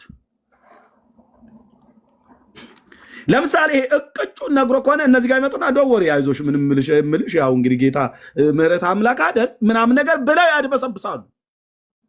ኃጢአተኛውን ሰው ገስጸው ንስሐ እንዲገባ አይመልሱትም። በተቃርኖ ነው የሚቆሙት። በነቢዩ በኤርምያስ በኩል የመጣውን የጌታን ቃል ህዝቡ ሰምቶ እንዳይፈወስ ከምንዝርናችሁ ተመለሱ አይሉም። እነሱ አመንዝሮች ናቸውና። ከሐሰታችሁ ተመለሱ አይሉም። እነሱ ቁጥር 1 ሐሰተኞች ናቸውና። በዚህ ዘመን ነበረ ሴዴቅያስ የሚባለው። ሁለተኛ ዜና መጽሐፍት ምዕራፍ 36 ቅድም ያነበብነው ጋር እንሄዳለን ማለት ነው። ይሄኛው ወስዶ ወደ ግብፅ ወደ ከዳይኛው ደግሞ ወደ ባቢሎን ተወሰደ። ሴዴቅያስ የሚባለው እዚህ ቅድም የጻፍኩት ነብዩም ሴዴቅያስ ነው የሚባለው በዛ ዘመን ሐሰተኛው ነብይ፣ ንጉሱም ሴዴቅያስ ነው የሚባለው። ንጉሱም ነብዩም በተመሳሳይ ስም ይጠራሉ በዚያ ዘመን የነበሩት። ሐሰተኛው ነብይ ሴዴቅያስ እና እውነተኛ በዮሲያስ ዙፋን ላይ ተሾመው። በእርግጥ ናቡከደነጾር ነው ይሄን ሰውዬ ሾመው። እግዚአብሔር እንኳን ሾሞታል ብዬ ልል አልችልም። ምክንያቱም ይኸው እዚህ ጋር በአመቱ ባለፈ ጊዜ ንጉሱ ናቡከደነጾር ልኮ ወደ ባቢሎን ወሰደው። ማንን? ይሄኛውን ማለት ነው። ይሄኛውን ሰውዬ ኢዮአክስን ማለት ነው። ከዛስ ማነው? ኢዮአቄምን የከበረውን እግዚአብሔር ቤት ዕቃ ሁሉ ከዛ ወሰደ። ወንድሙ ሴዴቅያስን በይሁዳ ላይ ያነገሰው። ባይዞ ሴዴቅያስ ብሎ ያለው ናቡከደነጾር ነው። ትክክለኛ ስሙ ማታንያ ነው ማን ነው የሚባል የነበረው የአይሁዳዊ ስሙ ማለት ነው። ይሄ ናቡከደነጾር የሚባል የአሕዛብ ንጉስ ስም በመለወጥ ይታወቃል ወዲያውኑ ማለት ነው። ተክለ ማርያም ብለው እንደሚሉ ማለት ነው። ስምህን ይለውጡታል። ማንን ተክላ ታውቃለች? ማርያም ሲጀምር ተክለ ጊዮርጊስ ይለዋል። ማንን ተክሎ ያውቃል? ጊዮርጊስ ሲጀምር የተከለህ እግዚአብሔር ሆኖ ሳለ የፈጠረ እግዚአብሔር ሆኖ ሳለ ተክለ ጊዮርጊስ፣ ተክለ ማርያም፣ ተክለ ሚካኤል ይላል። ሚካኤል ማን ተክሎ ያውቃል? አንተዬ ማርያም ማን ተክላ ታውቃለች?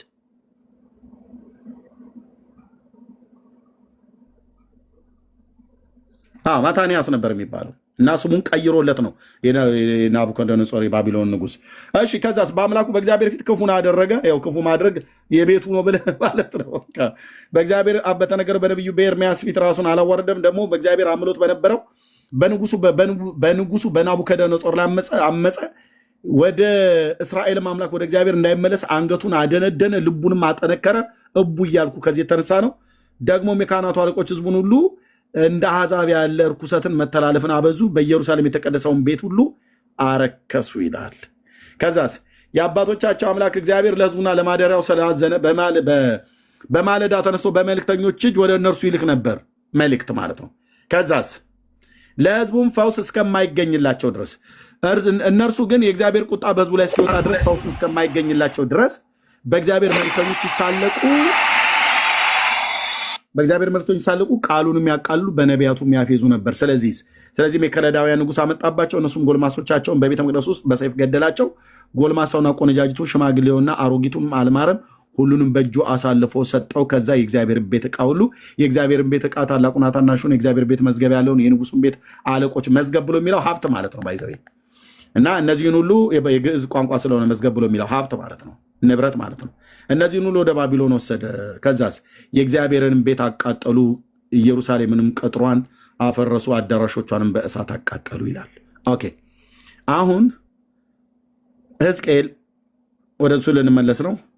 ንጉሱ ዮአኪን በተማረከበት ጊዜ ነው። ይሄኛው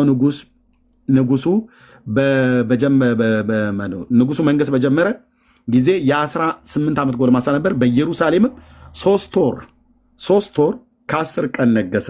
በዛችሁ በነገሰባት ከ3 ወር በ10 ቀን ውስጥ በእግዚአብሔር ፊት ክፉን አደረገ። ከዛስ ዓመቱ ባለፈ ጊዜ ንጉሱ ናቡከደነጾር ልኮ ወደ ባቢሎን ወሰደው። ማንን? ዮአኪንን።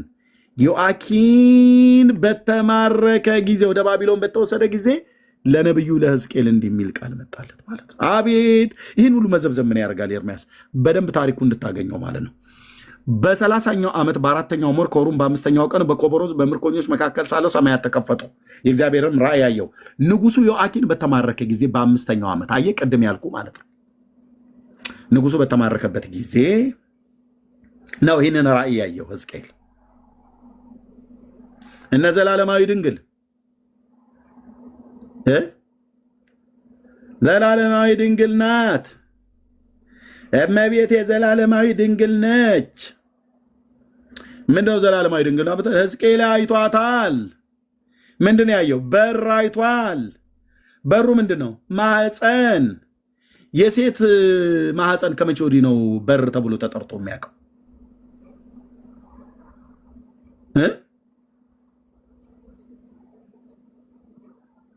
የሴት ማህፀን ከመቼ ወዲህ ነው በር ተብሎ የሚያውቀው ነው ብዬ የምከፍተው የምዘጋው፣ አለቃው በሱ ላይ ቁጭ ብሎ እንጀራ የሚበላበት፣ ህዝቡ ሁሉ በዛ በር ላይ የሚሰግድበት የሴት ማህፀን ከመቼ ጊዜ ጀምሮ ነው በር ተብሎ የሚያውቀው ነው ብዬ የማህፀን በር ለማለት ነው ወይስ እንዴት ነው ነገሩ? ፍርጥ አድርጌ ጀርቤን አዙሬ አልናገርም፣ ፍርጥ አድርጌ ይናገራሉ የአምላክን እግዚአብሔርን ቃል። እሺ አሁን ቀጥታ ወደ ትንቢተ ሕዝቅኤል መጽሐፍ ምዕራፍ 43 እንሄዳለን። እነሱ የሚጠቃቁሱት ጋር የምስራቁ በር ማለት ነው። እነ ዘላለማዊ ድንግል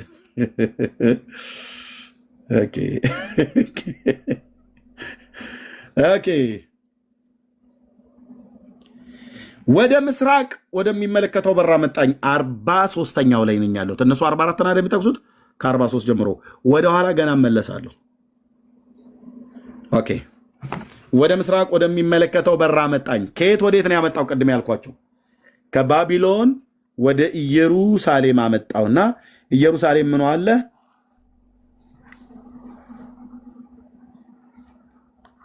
እንደዚህ ሰርጌ ልሳለ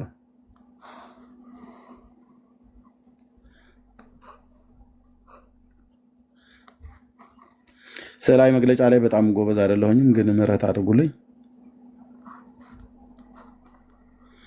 ኦኬ ሰሜን፣ ምዕራብ፣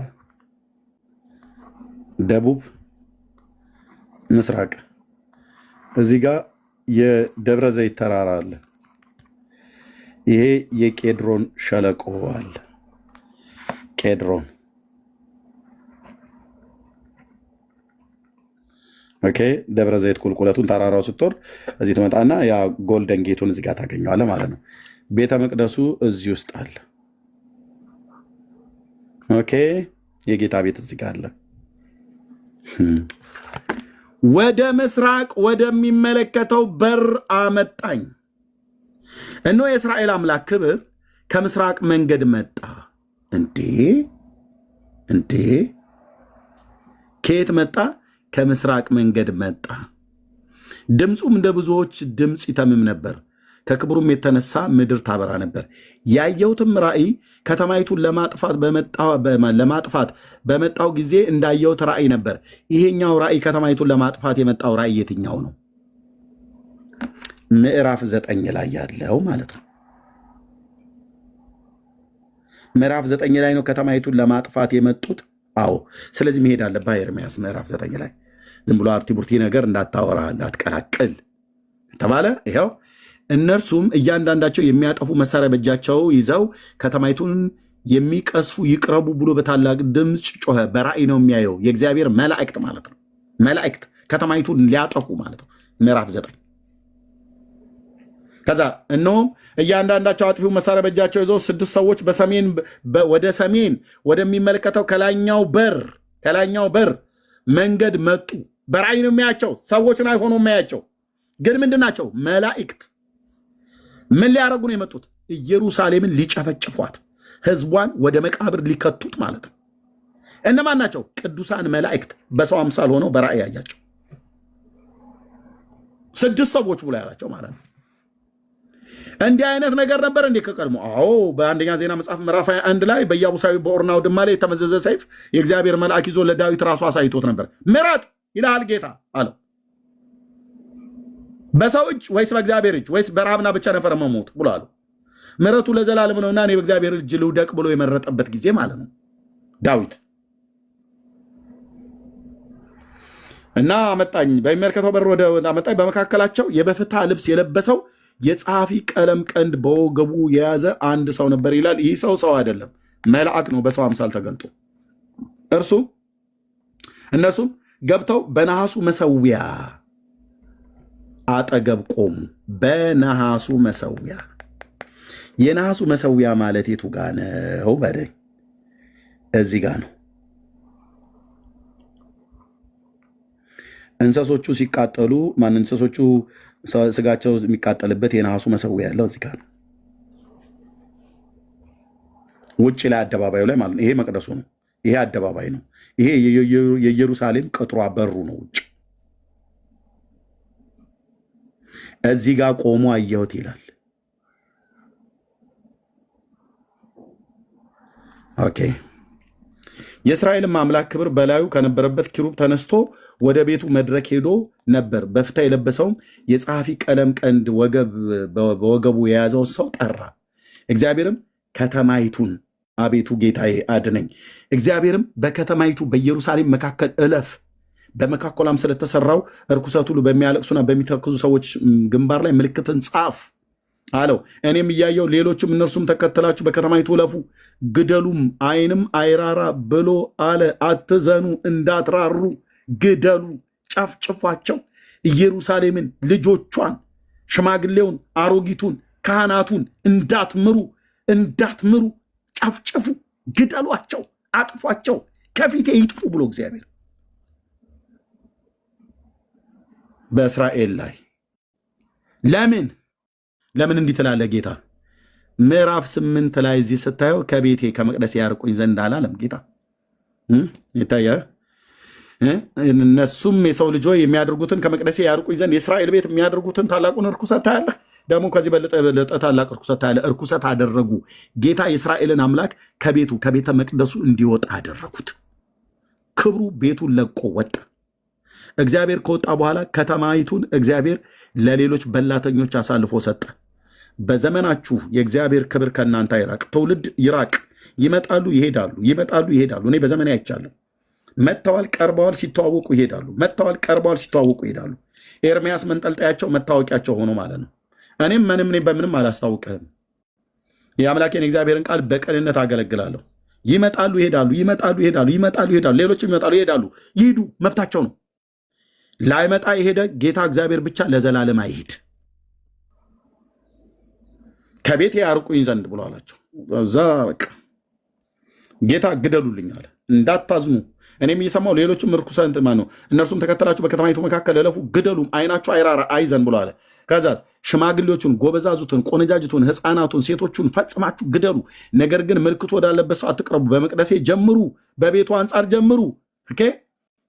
በሽማግሌዎቹ ጀምሩ አለ። ሽማግሌ የለ፣ ባለ ሀብታም የለ፣ ውጭ ሀገር ኑር፣ አገር ውስጥ ኑር፣ በድህነት ተቆራምጄ የፈለግከውን በል።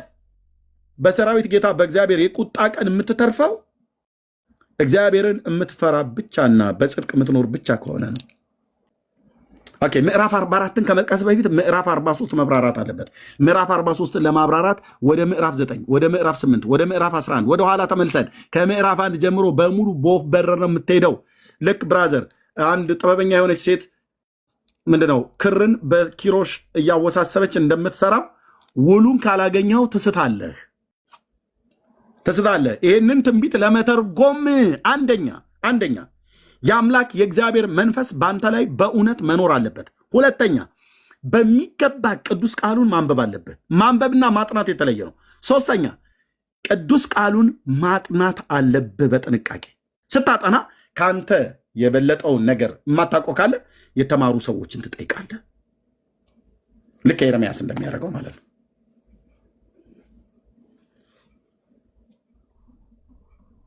ኦኬ ስታጠና ጂኦግራፊ ሁሉ ጭምር ነው የምታጠናው። የእመቤታችን ማህፀኗ ነው ብለህ ብቻ አይደለም የምታልፈው። የምን ማህፀን አንተ የምን ማህፀን? ኦኬ ከዛ እኔም በራዩን ባየው ጊዜ ራዩን ይላል ያየሁትም ራእይ ከተማይቱን ለማጥፋት በመጣው ጊዜ እንዳየሁት ራእይ ነበር ይላል። የመጣው በራእይ ነው። ራዩም በኮቦሮንዝ እንዳየሁት ራእይ ነበር ይላል። እኔም በግንባሬ ተደፋሁ። ከዛስ የእግዚአብሔር ክብር ወደ ምስራቅ ወደሚመለከተው በር ወደ መቅደሱ ገባ ይላል። ወጥቶ ነበር በመጀመሪያ ማለት ነው። አዎ የእግዚአብሔር ክብር ከመቅደሱ ወጥቶ ነበር። አዎ ምዕራፍ 8 ቅድም ያልኩ ማለት ነው። ከመቅደስ ያርቁኝ ዘንድ ብሎ እንዳለ ወጥቶ ነበር። ሕዝቅኤል የእግዚአብሔር ክብር መውጣቱን ብቻ ሳይሆን መግባቱን ሙሉ ጭምር ነው ያየው። የእግዚአብሔር ክብር ሲወጣ ወዴት ነበር የወጣው? ልብ በሉ ወንድሞች እናቶች። መንፈስም አነሳኝ፣ ወደ ውስጠኛው አደባባይ ያገባኝ። እነሆ የእግዚአብሔር ክብር የእግዚአብሔር መቅደስ ሞልቶት ነበር። በመቅደስም ሆኖ የሚናገረኝን ሰማው። በአጠገቤም ሰው ቆሞ ነበር ይላል። ይህ ሰው እንዳይመስል ብራዘር፣ በአጠገቤም ሰው ቆሞ ነበር እንዲህም አለኝ፣ የሰው ልጅ ሆይ በእስራኤል ልጆች መካከል ለዘላለም የሚቀመጥባትን የዙፋኔን ስፍራና የእግሬን ጫማ መረገጫ ይህ ነው። ዳግመኛም የእስራኤል ቤት ነገስታቶች በግልሙትናቸውና በከፍታዎቻቸው ባሉ ነገስታቶቻቸው ሬሳ ቅዱሱን ስሜን አያረክሱም ብሎ አለው። ይሄ ሁለተኛው ላይ መመለስ ነው። መቅደሱ ላይ ክብሩ እንደገና ተመልሶ የገባው ከመግባቱ በፊት ወጥቶ ነበር። የቱ ጋር ነው የወጣው?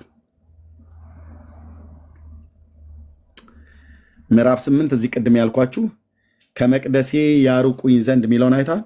ከመቅደሴ ያርቁኝ ዘንድ አለ። ኦኬ ጌታን አሁን ከመቅደሱ አራቁት ማለት ነው።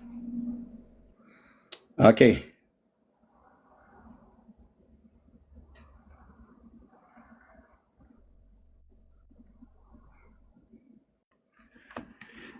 ከእግዚአብሔር ቤት እነዚህ እንስሶቹ በምዕራፍ 1 ላይ ያያቸው ማለት ነው። ኦኬ የእግዚአብሔር ክብር ከቤተ መቅደሱ መለየት ብሎ ይላል። ጥሩ ነው የጻፉት ይሄን እዚህ ላይ ሲያስቀምጡት። ይሄ በራእይ መጽሐፍ በትንቢተ ሕዝቅኤል መጽሐፍ ምዕራፍ 1 ላይ ያየው እዛ ልክ ያየው በኮቦሮንስ ያየውን አይነት እንስሶችን 4ቱ እንስሶች እነዛ መንፈሳውያን የሚባሉትን ኪሩቤሎችን እነሱን ያየው። ከዛ የእግዚአብሔር ክብር በእነሱ ላይ ነበር። ይኸውልህ ልብ በልና ስማኝ። በኪሩቤል ላይ የምትቀመጥ የሰራዊት ጌታ እግዚአብሔር ብሎ የሚለው ማለት ነው።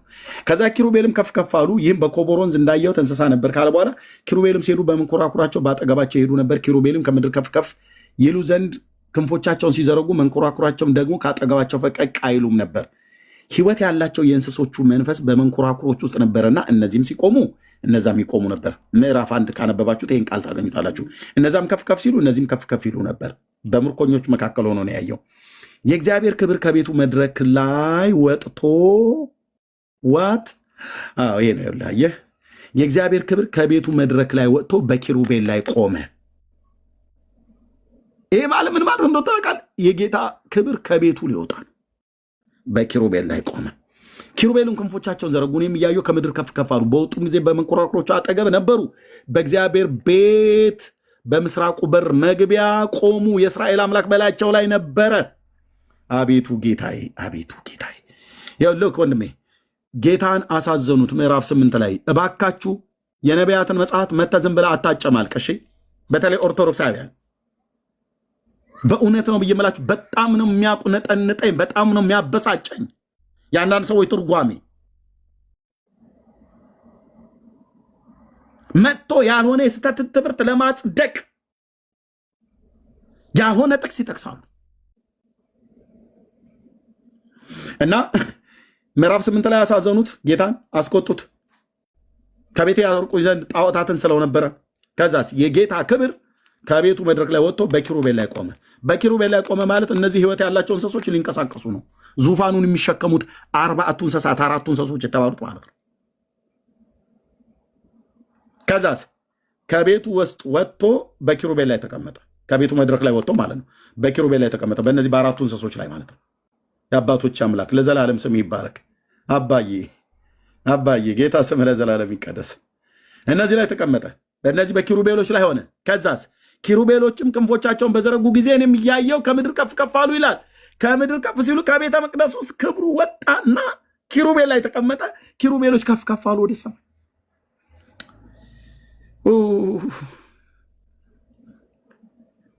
ሕዝቅኤል ብቻ ነው የሚያየው።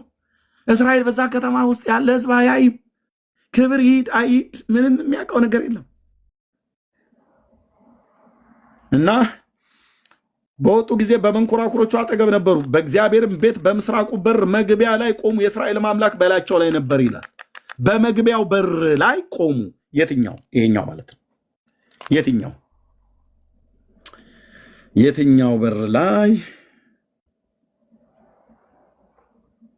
ወንድሞች እናቶች፣ በዚህ ትውልድ ፊት መጥተው አሁን እኛ ጋር ሲያወሩ እኔ ጌታ እግዚአብሔር ምስክሬ መናቂ አይደለም። በዚህ በር ላይ ቆሙ ማለት ነው። መጥተው እዚህ በር ላይ ነው የቆሙት። እሺ እነዛ እንስሶች 4 እንስሶች የተባሉት ሊትራሊ እዚህ በር ላይ ነው የቆሙት። በምስራቁ በኩል ያለው ጎልደን ጌት የምህረት በር የሚባለው ይሄ ነው ሕዝቅኤል ያየው። እነዛ እንስሶች የእግዚአብሔርን ክብር ከቤተ መቅደሱ እዚህ ውስጥ ነው ያለ ቤተ መቅደሱ። ከዛ ወጥተው የምስራቁ በር እዚህ ላይ ቆሙ። አያቸው በራእይ። ወዴት ሊሄዱ ነው? እዚህ ጋር ቤተ መቅደሱ አለ። ከቤቱ መድረክ ላይ ወጡ። በኪሩቤል ላይ ሆነ። ኪሩቤሎች መጥተው ክንፋቸውን ዘርግተው ከምድር ከፍ ከፍ አሉና እዚህ ጋር መጥተው ቆሙ። ከዛስ ወደ ደብረ ዘይት ተራራ ሊሄዱ ነው። ልብ በልና ስማኝ። በምስራቁ በእግዚአብሔር ቤት በምስራቁ በር መግቢያ ላይ ቆሙ። የእስራኤልም አምላክ ክብር በላያቸው ነበር። ይህም በኮቦር ወንዝ ከእስራኤል አምላክ በታች ያየሁት እንስሳ ነበር። ኪሩቤልም እንደነበሩ አስተዋሉ። ለእያንዳንዳቸው 4 ክንፎች ነበሯቸው ብሎ ይላል። ከዛስ ምዕራፍ 11 በመንፈስም አነሳኝ፣ ወደ ፀሐይ መውጫ ወደሚመለከተው ወደ እግዚአብሔር ቤትም ወደ ምስራቁ በር አመጣኝ። የፀሐይ መውጫ ማለት ምስራቅ አመጣኝ። እነሆ በበሩ መግቢያ 25 ሰዎች ነበሩ። በመካከላቸውም የሕዝቡ አለቆች የአዙር ልጅ የአዛንያና የበናያስ ልጅ ፈላጥያን አየው ብሎ ይላል። እነርሱም እነዚህ ሰዎች በምድሪቱ ውስጥ ክፋት የሚያደርጉ ናቸው አለው። ኦኬ፣ አሁን የጌታ ክብር የወጣበትና የገባበትን ላሳይ ነው። ወደ ምዕራፍ 43 ለመመለስ ማለት ነው። ኦኬ። ከዛስ ምዕራፍ 11 ቁጥር 42 ኪሩቤልም ክንፎቻቸውን ዘረጉ። ዛ በሩ ላይ ቆመው ነበር፣ ምስራቁ በር ላይ። አሁን ይኸው ክንፎቻቸውን ዘረጉ፣ በመንኮራኩሮቹም ባጠገባቸው ነበሩ። የእስራኤልም አምላክ ክብር በላያቸው ነበረ። ከቤቱ ወጣ ማለት ነው። የእግዚአብሔርም ክብር ከከተማይቱ ውስጥ ተነስቶ በከተማይቱ ምስራቅ በኩል ባለው ተራራ ላይ ቆመ። በከተማይቱ ምስራቅ በኩል ያለው ተራራ ማን ነው? ቅድም እዚህ ጋር በስዕላዊ መግለጫ የነገርኳችሁ በቄድሮን ወንዝ ማዶ ላይ ያለው ደብረ ዘይት። ኦኬ፣ ቴንኪው የኔ አባት መንፈሴን ስለምታቃጥለው ቴንኪው የኔ ጌታ ኢየሱስ ክርስቶስ ያንተ መንፈስ። ኦኬ፣ በደብረ ዘይት ተራራ ላይ ቆመ። የእግዚአብሔር ክብር ከከተማይቱ ከኢየሩሳሌም ቤተ መቅደሱ እዛ ስለነበረ ከቤተ መቅደሱም ወጥቶ በከተማይቱ ምስራቅ በኩል ባለው ተራራ ላይ ቆመ። ወጣ ማለት ነው። ከከተማይቱ ከቤቱ ትቶላቸው ወጣ ማለት ነው። በዛ ቅድም ባሳየኋችሁ በር በኩል መጥተው ቆሙ አደለ? ቅድም እነዛ ኪሩቤሎቹ መጥተው ቆሙ አደለ? እዚህ ጋር ከዛስ ወጡ በዚህ ጋር ማለት ነው። ይኸው ቄድሮን ፈፋ በዚህ ጋር ነው ቁልቁለቱ፣ የቄድሮን ሸለቆ ማለት ነው። ክብር ከቤቱ ወጣ ማለት ነው። ክብር ከቤቱ ወጣ ማለት ነው። ክብር ከተማይቱን የእግዚአብሔር ክብር ከተማይቱን ትቶ ቤተ መቅደሱን ትቶ ወጣ። ለምን? ከስዕል ጋር እያጠኑለት። ይህ አምላክ ታዲያ ዛሬ ከነ አርሴማ ጋር ይታጠንለታል? እንዴ ብራዘር፣ የአርሴማ ስዕል ብለህ ካልከኝ ጋር ይታጠንለታል? እውነት በኦርቶዶክስ እግዚአብሔር አለ አለ? በእውነት ህልውናው ከስዕል ጋር ከሀገር ጣዖታት ጋር አድርገህ በሕዝቅኤል ዘመን እንደዚህ ቤቱን ትቶ እኮ ነው የወጣው። ቤተ መቅደሱን ትቶት ማለት ነው። የሰለሞንም ቤተ መቅደስ እኮ ነው የተወው ታውቃለህ። በብር እንኳን አልተሰራም። በወርቅ የተንቆጠቆጠውን ቤተ መቅደስ እኮ ማለት ነው። ሰለሞን በዘመኑ እንደዛ አይነት ቤት አልሰራም። አባቱ ዳዊት በዘመኑ የሰበሰበውን ከአሕዛብ መንግስታት የሰበሰበውን ወርቅ ሁሉ በሙሉ ሰጥቶት፣ በሙሉ ወርቅ ነው ቤቱ አልኩ። ታቦት ኖሮበት እኮ አይደለም። ቤቱ ራሱ ወርቅ ብቻ በመሆኑ ያስፈራሃል። በዛ ላይ ታቦቱ የዕጣን መሰዊያ ምናምን የተባለው በሙሉ ከወርቅ ነው የተለበጠው። በዚህ ወርቅ በሆነው ነገር ላይ የእግዚአብሔር የክብር ሻካይና ማለት ነው ደመናው፣ ሃሌሉያ መጥቶ ቤቱን ሞላው ይላል። የእግዚአብሔር ግሎሪ ማለት ነው። ኦይ አባቶች አምላክ፣ ኦይ አባቶች አምላክ፣ ኦይ አባቶች አምላክ፣ ኦይ አባቶች አምላክ፣ ኦ ጌታዬ፣ ኦ ጌታዬ፣ ኦ ጌታዬ።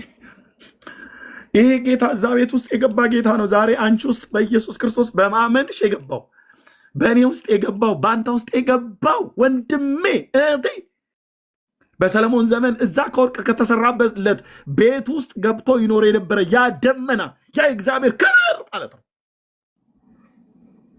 ኢየሱስ የህይወቴ አዳኝና ጌታ ነው ብለሽ በልብሽ የኔ አባት፣ የኔ አባት፣ የኔ አባት፣ የኔ አባት ኢየሱስ ክርስቶስ ለዘላለም ስም ይባረክ። የተቀበልነው ቀን እኮ ይሄ እኮ ነው ያገኘነው ወንድሜ። እዛ በሰው እጅ በተሰራ ቤት ውስጥ የገባ ደመና የእግዚአብሔር ክብር የእግዚአብሔር መንፈስ ማለት እኮ ነው። የትንሣኤው መንፈስ መጥቶ በረኛ ውስጥ መጥቶ በዳንዬ ውስጥ በወሲ በልጁ በክርስቶስ ኢየሱስ ሞትና ትንሣኤ በሚያምኑት ውስጥ ለመኖር ወደደ። ጌታ መንፈስ ቅዱስ ማለት ነው። የኔ አባት ለዘላለም ስም ይባረክ፣ ለዘላለም ስም ይባረክ። አባዬ ለዘላለም ስም ይባረክ፣ ለዘላለም ስም ይባረክ። መጥቶ ገባ ይላል። ቤቱን ሞላው ብሎ ያለው ቤቱን በሰለሞን ዘመን ሞላ። ክብሩ ነበር እስከዛ ድረስ። መጨረሻ ላይ ግን አልኖርም፣ ከጣዖት ጋራማ አልኖርም። ለጣዖትም እያጠናችሁ ለእኔም እያጠናችሁ፣ ለስዕል እያጠናችሁ ለእኔም እያጠናችሁ አብሬ አልኖርም አለ እግዚአብሔር። አይሆንልኝም አለ። በዳጎን ቤት ከጣዖታት ጋር አልኖርም ብሎ እንደሰባበረው እነዛን ሰባብሮ መኖር አለቀ። ቤቱን ትቶላቸው ወጣ። ጌታ ተቆጣ ማለት ነው። አዘነ ማለት ነው።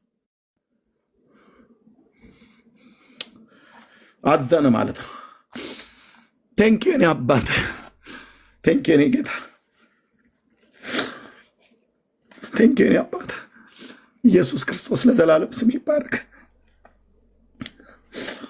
ስም ይባረክ። ትቶላቸው ወጣ።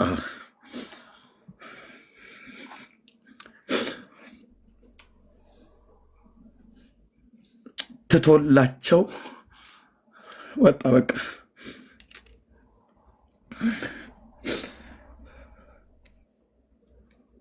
ያው የእግዚአብሔር ክብር ከከተማይቱ ውስጥ ተነስቶ፣ ከተማይቱ ውስጥ ነው ቤተ መቅደሱ የነበረውና ተነስቶ በከተማይቱ ምስራቅ በኩል ባለው ተራራ ላይ ቆመ ይላል።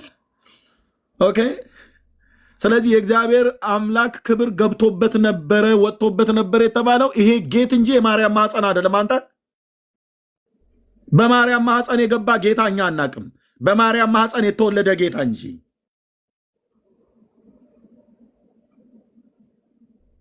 እዚህ ጋር ወጣ። እዚህ ጋር ትቶላቸው ወጣ። ያው ወጣ። በቃ ወጥቶ ተራራው ላይ እዚህ ወጥቶ ማለት ቤተ መቅደሱ ኢየሩሳሌም ይሄ ነው። ቤተ መቅደሱ ይሄ ነው። የምስራቁ በር ይሄ ነው። እዚህ ጋር መጥተው ቆሙ መንኮራኩሮቹ። ከዛስ ይሄን የቀድሮን ሸለቆ ጌቴሴማኒ ተሻግሮ ደብረ ዘይት ተራራ ላይ ወጥቶ የእግዚአብሔር ክብር በምስራቅ ወጣ ማለት ነው። ወደ ምስራቅ ይኸው በተራራው ላይ ቆመ። መንፈስም አነሳኝ፣ በእግዚአብሔር መንፈስ በራእይ ወደ ከለዳውያን ምድር ወደ ምርኮኞች አመጣኝ። ያየሁትም ራእይ ከኔ ተለየ ይላል። እግዚአብሔርም ያሳየ ነገር ሁሉ ለምርኮኞች ተናገሩ ይላል። እሺ ሕዝቅኤል ተናገሩ ይላል። አሁን 43 ላይ እንሂድ። የእግዚአብሔር ክብር ከከተማይቱ ውስጥ ወጥቶ በምስራቅ በኩል ባለው ተራራ ላይ ቆመ አይደል? ኦኬ፣ እዚህ ጋር ምን ይላል ታዲያ? በተራራው ላይ ቆመ አይደል? ከቤቱ ወጣ ማለት ነው። አሁን እዚህ 43ኛው ላይ የእግዚአብሔር ክብርም ወደ ምስራቅ ወደሚመለከተው ወደ መቅደሱ በር ገባ ይላል። ተመልሶ ሲመጣ በዘሩባቤል ዘመን የተሰራው ላይ ያለውን ነው ይሄንን የሚናገረው 43ኛው ላይ። እየሰማችሁኝ ነው? ወደ ባቢሎን ተማረኩ። ያኔ ቤተ መቅደሱ ተቃጠለ፣ ተማረኩ፣ 70 ዓመት ቆዩ። ከዛስ ከባቢሎን ተመልሰው በመጡ ሰዓት ላይ በዘሩባቤል ነው ሁለተኛው ቤተ መቅደስ የተሰራው። በዘሩባቤል ሁለተኛው ቤተ መቅደስ ሲሰራ በሐጌና በዘካርያስ ምን ነበር የሚል ቃል የተነገረን በጉባኤ ሲሰበክ? ወደ ተራራ ውጡ፣ እንጨትንም አምጡ፣ ቤቴንም ስሩ፣ ከፊተኛው ቤት ክብር ይልቅ የኋለኛው ቤት ክብር ይበልጣል እያሉ ትንቢት እየተናገሩ ነው። ያኔ ቤቱ ሰርቶ ካለቀ በኋላ የእግዚአብሔር ክብር ይኸው የእግዚአብሔርም ክብር ወደ ምስራቅ ወደሚመለከተው በር መጣ። ይኸው ምን ይላል እዚህ ጋር ቁጥር 2 ላይ ወደ ምስራቅ ወደሚመለከተው በር አመጣኝ ይላል። በዘሩባቤል ዘመን ተመልሶ ክብሩ ወደ ቤተ መቅደሱ ሲገባ በሁለተኛው ቤተ መቅደስ መሰራት ከ70 ዓመት በኋላ እንደሚገባ ሃሌሉያ። እስራኤል ነቢያት በእስራኤል ላይ ፍርድም ብቻ ሳይሆን ምሕረትንም ጭምር ከእግዚአብሔር ዘንድ ውድቀትም ብቻ ሳይሆን እግዚአብሔር መልሶ እንደሚያነሳቸው ተበትነውም እንደሆነ መልሶ እንደሚሰበሰባቸው ሁሉ ተስፋ ጭምር እየሰጡ ነው የተናገሩት። እና ሕዝቅኤል ይህን የተናገረው መቼ ነው? እዛው በምርኮኞች መካከል ሳለ። ክብሩም ሲወጣ ያየው እዛው ምርኮኞች መካከል ሳለ ነው። ክብሩም ተመልሶ እንደገና በምስራቅ በኩል ደግሞ ወደ እግዚአብሔር ቤት መቅደስ ሲገባ የሚያየው እዛው ሆኖ ማለት ነው። አሁን የቱ ጋር እንደወጣ የቱ ጋር እንደገባ አንድ ኦርቶዶክሳዊ አይናገርም። መጥቶ አንድ የአባቶቼ የሕዝቅኤል አምላክ ይፋረደኛል እኮ አንዳቸውም አይናገሩ። የቱ ጋር ገባ የቱ ጋር ወጣ ብለህ ብትለው አያውቅም። ገባ ወጣ የሚሉት በማርያም ማኅፀን ነው። በማርያም ማኅፀን የገባ ኢየሱስ አናውቅም። በማርያም ማኅፀን የተወለደ ጌታ እንጂ ገብቶባታልና ወጥቶባታል ያለ። በመጀመሪያ የቱ ጋር የገባባት? በማኅፀን በሩን ማኅፀን ብለህ ከተረጎምክ በማኅፀኗ የገባ ኢየሱስ አናውቅም። 10,900 ሰው ከበስተኋላ ተደብቀ የምትሰማ ማለት ነው። አናውቅም። በማርያም ማኅፀን የተጸነሰ በማርያም ማኅፀን የተወለደ ጌታ ነው የምናውቀው። ሲገባ በጆሮዋ ገባ በማኅፀኗ ገባ ብሎ አላለም። ከየት አምጥተህ ነው ታዲያ የምስራቁን በር የማርያም ማኅፀን ነው ብላችሁ የምትተረጉሙት?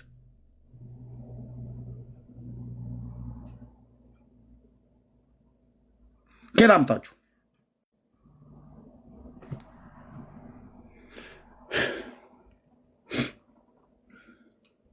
እና ምን ይላል እዚህ ጋር? ወደ ምስራቅ ወደሚመለከተው በር አመጣኝ ካለ በኋላ እነሆም የእስራኤል አምላክ ክብር ከምስራቅ መንገድ መጣ ይላል። ወደ ደብረ ዘይት አይደል ሄዶ የቆመው ቅድም?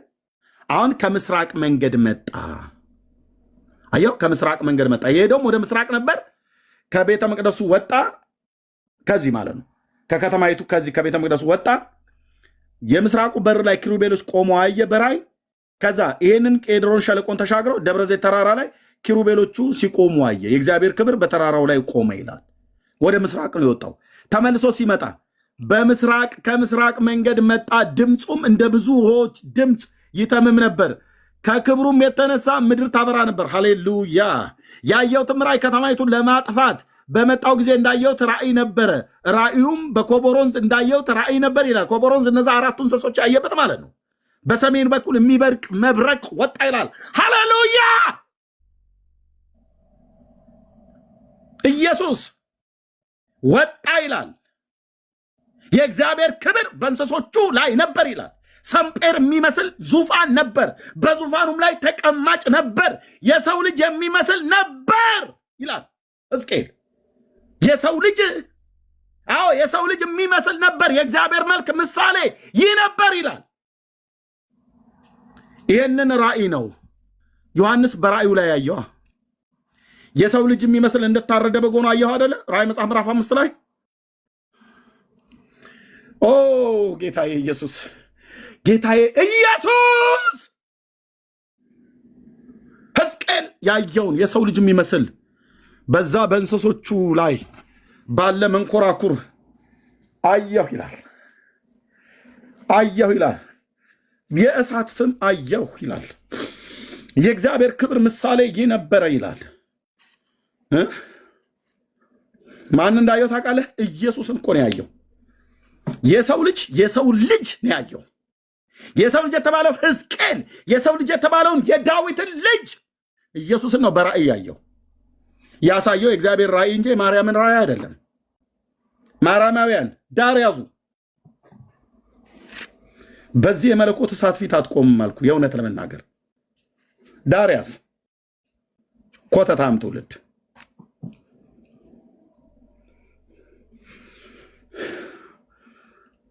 በቃ እንደዚህ ሆነ እና የእግዚአብሔርም ክብር ወደ ምስራቅ ወደሚመለከተው በር መቅደስ ገባ ይላል። ወጥቶ ነበር ገባ። ቴንክ ዩ ሎርድ፣ ቴንክ ዩ ሎርድ። እንደወጣ አልቀረም ገባ። እና እዚህ ምዕራፍ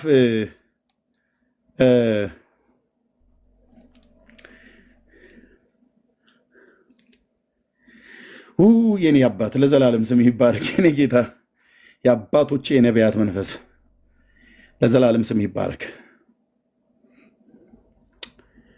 ኦኬ። ከዛ ምዕራፍ 44 እነሱ የሚጠቅሱት ጠቅስ ወደ ምስራቅ ወደሚመለከተው በር በስተውጭ ወዳለው ወደ መቅደሱ በር አመጣኝ ይላል። ተዘግቶም ነበር። እስከዚህ ሰዓት ድረስ መዘጋቱን አላየም። ክፍት ነበር፣ ተዘግቶም ነበር። እግዚአብሔርም ይህ በር ተዘግቶ ይኖራል እንጂ አይከፈትም፣ ሰውም አይገባበትም። የእስራኤል አምላክ እግዚአብሔር ገብቶበታልና ተዘግቶ ይኖራል አለ። በጣም የሚገርመው ይህ መዘጋት ጌታችን ኢየሱስ ክርስቶስ በስጋ ተወልዶ እስከመጣበት ጊዜ ድረስ አሁን እንደተዘጋው እንደዚህ አልተዘጋም ነበር። እንደዚህ አልተዘጋም ነበር። እንደዚህ አሁን ሲልድ ነው ያደረጉት። ይታያቸዋል። ሲልድ ነው ያደረጉት። እንደዚህ አልተዘጋም ነበር። ያ ታላቅ ነቢይ ያየው ይሄንን በር ነው። ይሄን በር ነው። ያው ጌታችን ኢየሱስ ክርስቶስ መጥቶ በተወለደበት ጊዜ ይህ በር ክፍት ነበር። ከዚህ ከደብረ ዘይት ተራራ መጥቶ የደብረ ዘይትን ቁልቁለት መጥቶ የቄድሮን ፈፋ ተሻግሮ በምስራቁ በር በኩል በአህያይቱ ውርንጫ ወደዚህ ቤተ መቅደስ ገብቷል። የኔ አባት ኢየሱስ ክርስቶስ ለዘላለም ስሙ ይባረክ። በአህያይቱ ውርንጫ ቀጥታ እስከዛ ሰዓት ድረስ እንደዚህ ሲልድ አድርጎ አልተዘጋም ነበር። ሲልድ ሆኖ የተዘጋው በቅርብ ዘመናቶች ውስጥ ነው። ያን ያልተዘጋም ነበር። ንጉሱ መግባት ነበረበት። ሆሳዕና የአባታችን የዳዊት መንግስት እያሉ ዘንባባ ዝንጣፊ እያነጠፉለት መግባት ነበረበት። ክብሩ በዛ በኪሩቤል ላይ ተቀምጦ ከቤቱና ከከተማይቱ ውስጥ ወጥቶ በምስራቅ በኩል ባለው ተራራ ላይ እንደቆመ ተመልሶም ደግሞ በምስራቅ መንገድ መጣ ብሎ እንዳለው ልክ እንደዛው እንደተባለ ኢየሱስ ከምስራቅ መንገድ ነው የመጣው። እዚህ ጋር ያለው ቤተፋጌ፣ ቢታንያ፣ የነ አልዓዛርና የነ ስምዖን የለምጻሙ መንደር፣ የነ ማርታና የነ ማርያም መንደር እና ይሄ ቤተፋጌ አህያይቱ ውርንጫ ተፈታበት የመጣችው ለደብረ ዘይት ተራራ ኩታ ገጠም ነው። ወንድሞች ግባና የእስራኤልን ጂኦግራፊ አጥና የምታጠና ከሆነ ስለዚህ የአህያይቱ ውርንጫ ከዚህ ከቤተፋጌ ተፈታ መጣ ከደብረ ዘይትም ተራራ ይላል አይደል? ቴንኪዩ የኔ አባት መንፈስ ቅዱስ ለዘላለም ስም ይባረክ። ሉቃስ ወንጌል መጽሐፍ ምዕራፍ 19 እጄ ሁሉ ተንቀጠቀጠ። ጌታዬ ስም ይባረክ። የኔ አባት የጴንጤዎች አምላክ ለዘላለም ስም ይባረክ። ኦኬ እንደዚህ ይላል። ከዛስ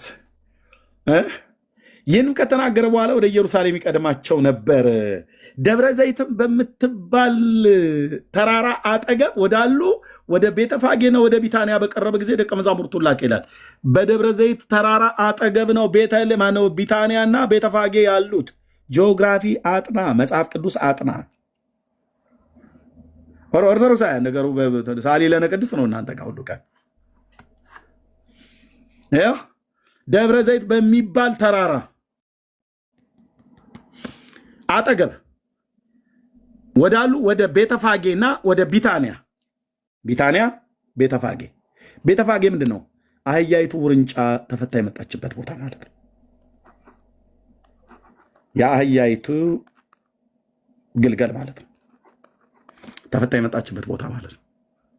ከዛስ እንዲህም አላቸው፣ በፊታችሁ ወዳለች መንደር ሂዱ፣ በእርሷም ገብታችሁ ሰው ማንም ገና ያልተቀመጠባት ውርንጫ ታስሮ ታገኙታላችሁ፣ ፈታችሁ አምጡልኝ። ማንም ስለምን ተፈታላችሁ ብሎ ቢጠይቃችሁ እንዲሁ ለጌታ ያስፈልገዋል በሉ። የተላኩትም ሄደው አገኙት።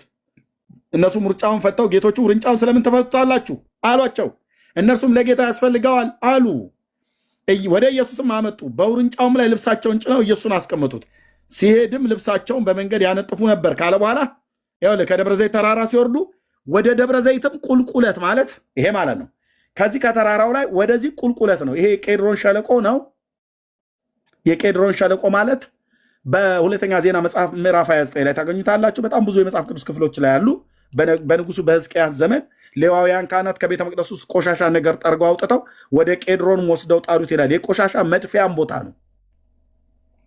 ከጊሆን ከሚባለው የጊዮን ወንዝም ይሄ ምንድን ነው የጊዮን ምንጭ የሚባለው ሰለሞን የነገሰበት እነ ነቢዩ ናታን እነ ካህኑ ሳዶቅ በዚህ በጊሆን በሚባል የምንጭ የውሃ መውረጃ ነው። በንጉሱ በሕዝቅያስ ዘመን ሁሉ ጭምር የነበረ ነው። ወደዚህ ይህን ቁልቁለት ነው። ከዚህ ከተራራ ስትወርድ ቁልቁለት ነው። ከዛ እዚህ ጋር ደግሞ ከመጣ በኋላ ወደ ቤተ መቅደስ ስትወጣ አቀበት ነው። ይሄ ደብረ ዘይት ማነው ጽዮን ተራራ የሚባለው ማለት ነው። ቤተ መቅደሱ የነበረው የጽዮን ተራራ ላይ ነው። ኦኬ። ስለዚህ ይሄ ከዚህ ወደዚህ ቁልቁለት ነው፣ ተዳፋት ነው። ከዚህም ከደብረ ዘይትም ተዳፋት ነው። ይሄ መካከሉ ሸለቆ ነው። እንደውም ይሄ ሸለቆ እንደዚህ ዙሪያውን ይዞራል በኢየሩሳሌም ማለት ነው። የአስቆሮቱ ይሁዳ ታንቆ የሞተበት ቦታ ሁሉ ጭምር በዚህኛው አቅጣጫ ላይ በባለፈው እያየሁት ነበረ። የሊቀ ካህኑ የሐናና የቀያፋ ቤትም ጭምር ያለበት ማለት ነው። እንዴት እንደሚያስጠላ አሁን እንኳን ባለው ማለት ነው። በቃ የሞት መንደር። በቤተ መቅደሱ ይታረዱ የነበሩ እንስሶች ስጋቸውና ፈርሳቸው ሁሉ የሚጣለው በዚህ ውስጥ ነበረ። ኦኬ። ጌታዬ ከዚህ ከደብረ ዘይት ተራራ ላይ ነው ቁልቁለት ይልላል። ወደ ደብረ ዘይትም ቁልቁለትም አሁን በቀረበ ጊዜ ደቀ መዛሙርቱ ሁላቸው ደስ እያላቸው ታምራቱን ሁሉ ስላዩ በታላቅም ድምፅ እግዚአብሔርን ያመሰግኑ ጀመር። በጌታ ስም የሚመጣ የተባረከ ነው፣ በሰማይም ሰላም በአርያምም ክብር ይሁን አሉ ይላል። ማገባ የተባረከው ንጉሥ ነው፣ የጌቶች ጌታ ነው። ሕዝቅኤል ኩሮቹ ላይ የነበረ እግዚአብሔር ክብር ወጥቶ ከቤቱ በተራራው ላይ ወደ ምስራቅ በኩል ሄዶ እንደቆመ ከዛም ተመልሶም ደግሞ በዘሩባቤል በሰራው ቤተ መቅደስ ውስጥ ተመልሶ ክብሩ እንዲገባ እንዳየ ሁሉ ቆይቶ ሕዝቅኤል ይህንን ካየ ከ480 ምናምን ነገር ዓመት በኋላ ያ አምላክ ሰው ሆኖ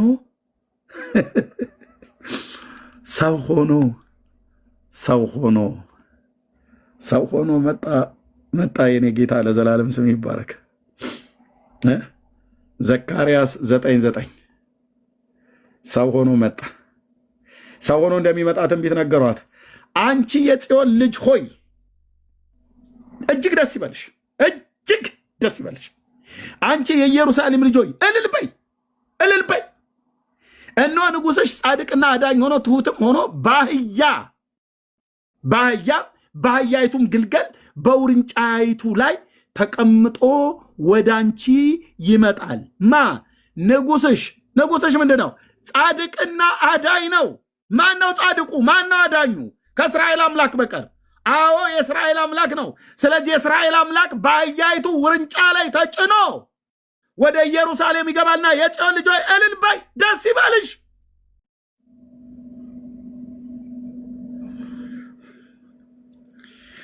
ኦ ጌታዬ እንዲህ ተብሎ ነበር ትንቢት የተነገረለት የእስራኤል አምላክ ማለት ነው። የእስራኤል አምላክ እንደዚህ ነበር ተብሎ የተባለለት እነ ዘካርያስ ትንቢቱን ሲናገሩ ማለት ነው። ከባቢሎን ምርኮ በኋላ ትንቢቱን ሲናገሩ ደስ ይበልሽ የጽዮን ልጆች ዘምሪ፣ አንቺ ኢየሩሳሌም እልል በይ፣ ምክንያት ንጉስሽ ጻድቅና አዳኝ ትሁት ሆኖ በመኪና ይመጣል አይደለም ያለው፣ በአህያና በአህያይቱ ግልገል በውርንጫ ላይ ተቀምጦ ወደ አንቺ ይመጣል። ከጌታ ከኢየሱስ ክርስቶስ በስተቀር ንጉስ ተብሎ በእስራኤል ላይ በአህያ ተቀምጦ የመጣ የለም። ከዚህም በኋላ አይመጡም አይመጡም። ይሄንን ለአንድ አይሁዳዊ ንገረው፣ ራሱን ነው የሚያዞረው። አይመጡም። ከፈለገም በ10 አህያ ተጭኖ ይምጣ፣ ሐሰተኛ ነው። ንጉሱ በተቀጠረለት ዘመን በወሰነው ወራት ከብዙ ሺህ ዓመት በፊት ትንቢት ሲናገሩ የነበሩ ቅዱሳን ነቢያት እንደተናገሩት ይኸው ሉቃስ 19ና ትንቢተ ዘካርያስ መጽሐፍ ምዕራፍ 9ን ብቻ ስታገናኘው አህያይቱን ፍቷትና አምጡ ብሎ አላቸው። ማንም ያልተጫነባትን አህያ ታገኛላችሁ፣ ፈታችሁ አምጡልኝ አላለም ጌታ?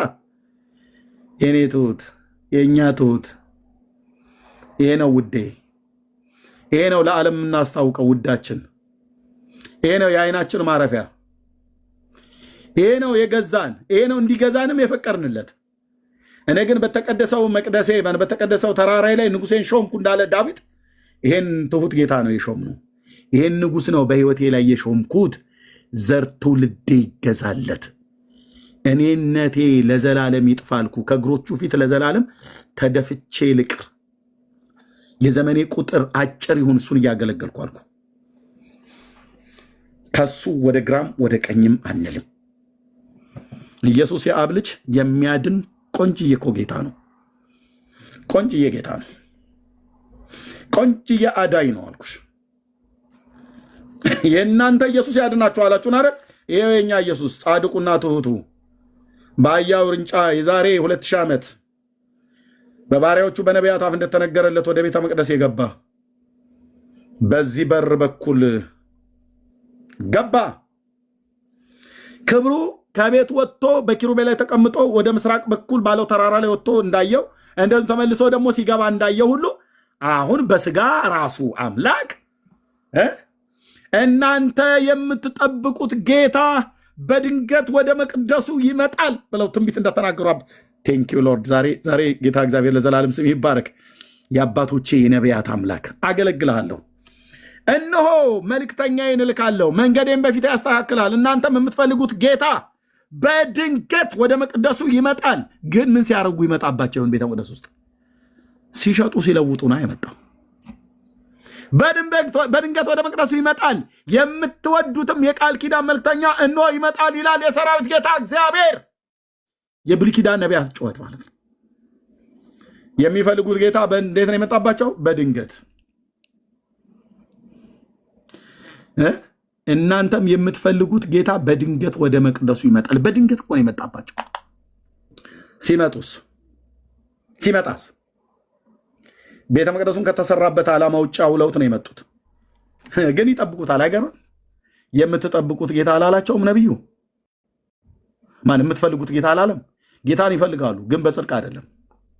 የእስራኤልን አምላክ ጌታ ከፍ ከፍ እናድርገው ሃሌሉያ ብሎ ይላል። ግን የእውነት አይደለም ይፈልጉት። ይፈልጉታል፣ ግን በእውነት አይደለም። በእውነትም ይፈልጉት፣ ያለ እውነትም ይፈልጉት። የምትፈልጉት ጌታ በድንገት ወደ መቅደሱ ይመጣል። ኦኬ። ቤተ መቅደሱ ሲመጡ ምንድነው ሲያደርጉ ያገኛቸው? እርግብ ይሸጥበት ነበር። አይገርም? ምን አለሽ ተራ አስመስለውት ነበር። የጭድ ተራ፣ የቦምብ ተራ፣ የቅቤ ተራ፣ የጫት ተራ ተብሎ እንደሚባለው መርካቶ ማለት ነው። እንደዛ አድርገው ቤተ መቅደሱን ተቀራምተውት ማለት ነው። የገንዘብ መለወጫ አለ፣ ዶላር አለኝ የለኝም፣ ስንት ነው እሱ? ስንት ሆነ? ብላክ ማርኬት ማለት ነው። ገንዘባቸውን ይለውጡ ነበር እዛ። ብላክ ማርኬት ብቻ ሳይሆን በህጋዊ ያለ ህጋዊ ገንዘብ መለወጫ። ከየት ሀገር ነው የመጣችሁት? ከግሪክ። የግሪክ ሳንቲም የያዛችሁት? አዎ። እዚህ እኮ ታዲያ በግሪክ ገንዘብ መገበያየት አትችሉም። እና ምን እናደርግ? የሚለውጡ አሉ። ምን ገንዘብ? የት? ቤተ መቅደስ ውስጥ አሉ። ቤተ መቅደስ ውስጥ ብትሄዱ አለ እዛ። እውነታችሁ ነው። የትኛው ቦታ ላይ ቤተ መቅደሱ? በቤተ መቅደሱ ሄደህ ብትጠይቅ ማንም ሊያሳይህ ይችላል እያሉ ማለት ነው። በሬ ይሸጥበት ነበር። እርግቦቻቸውን ይሸጡ ነበር። በዘመኑ ቅቤ የሚሻጡ ከሆነ ቅቤ የሚሸጡበት ነበር።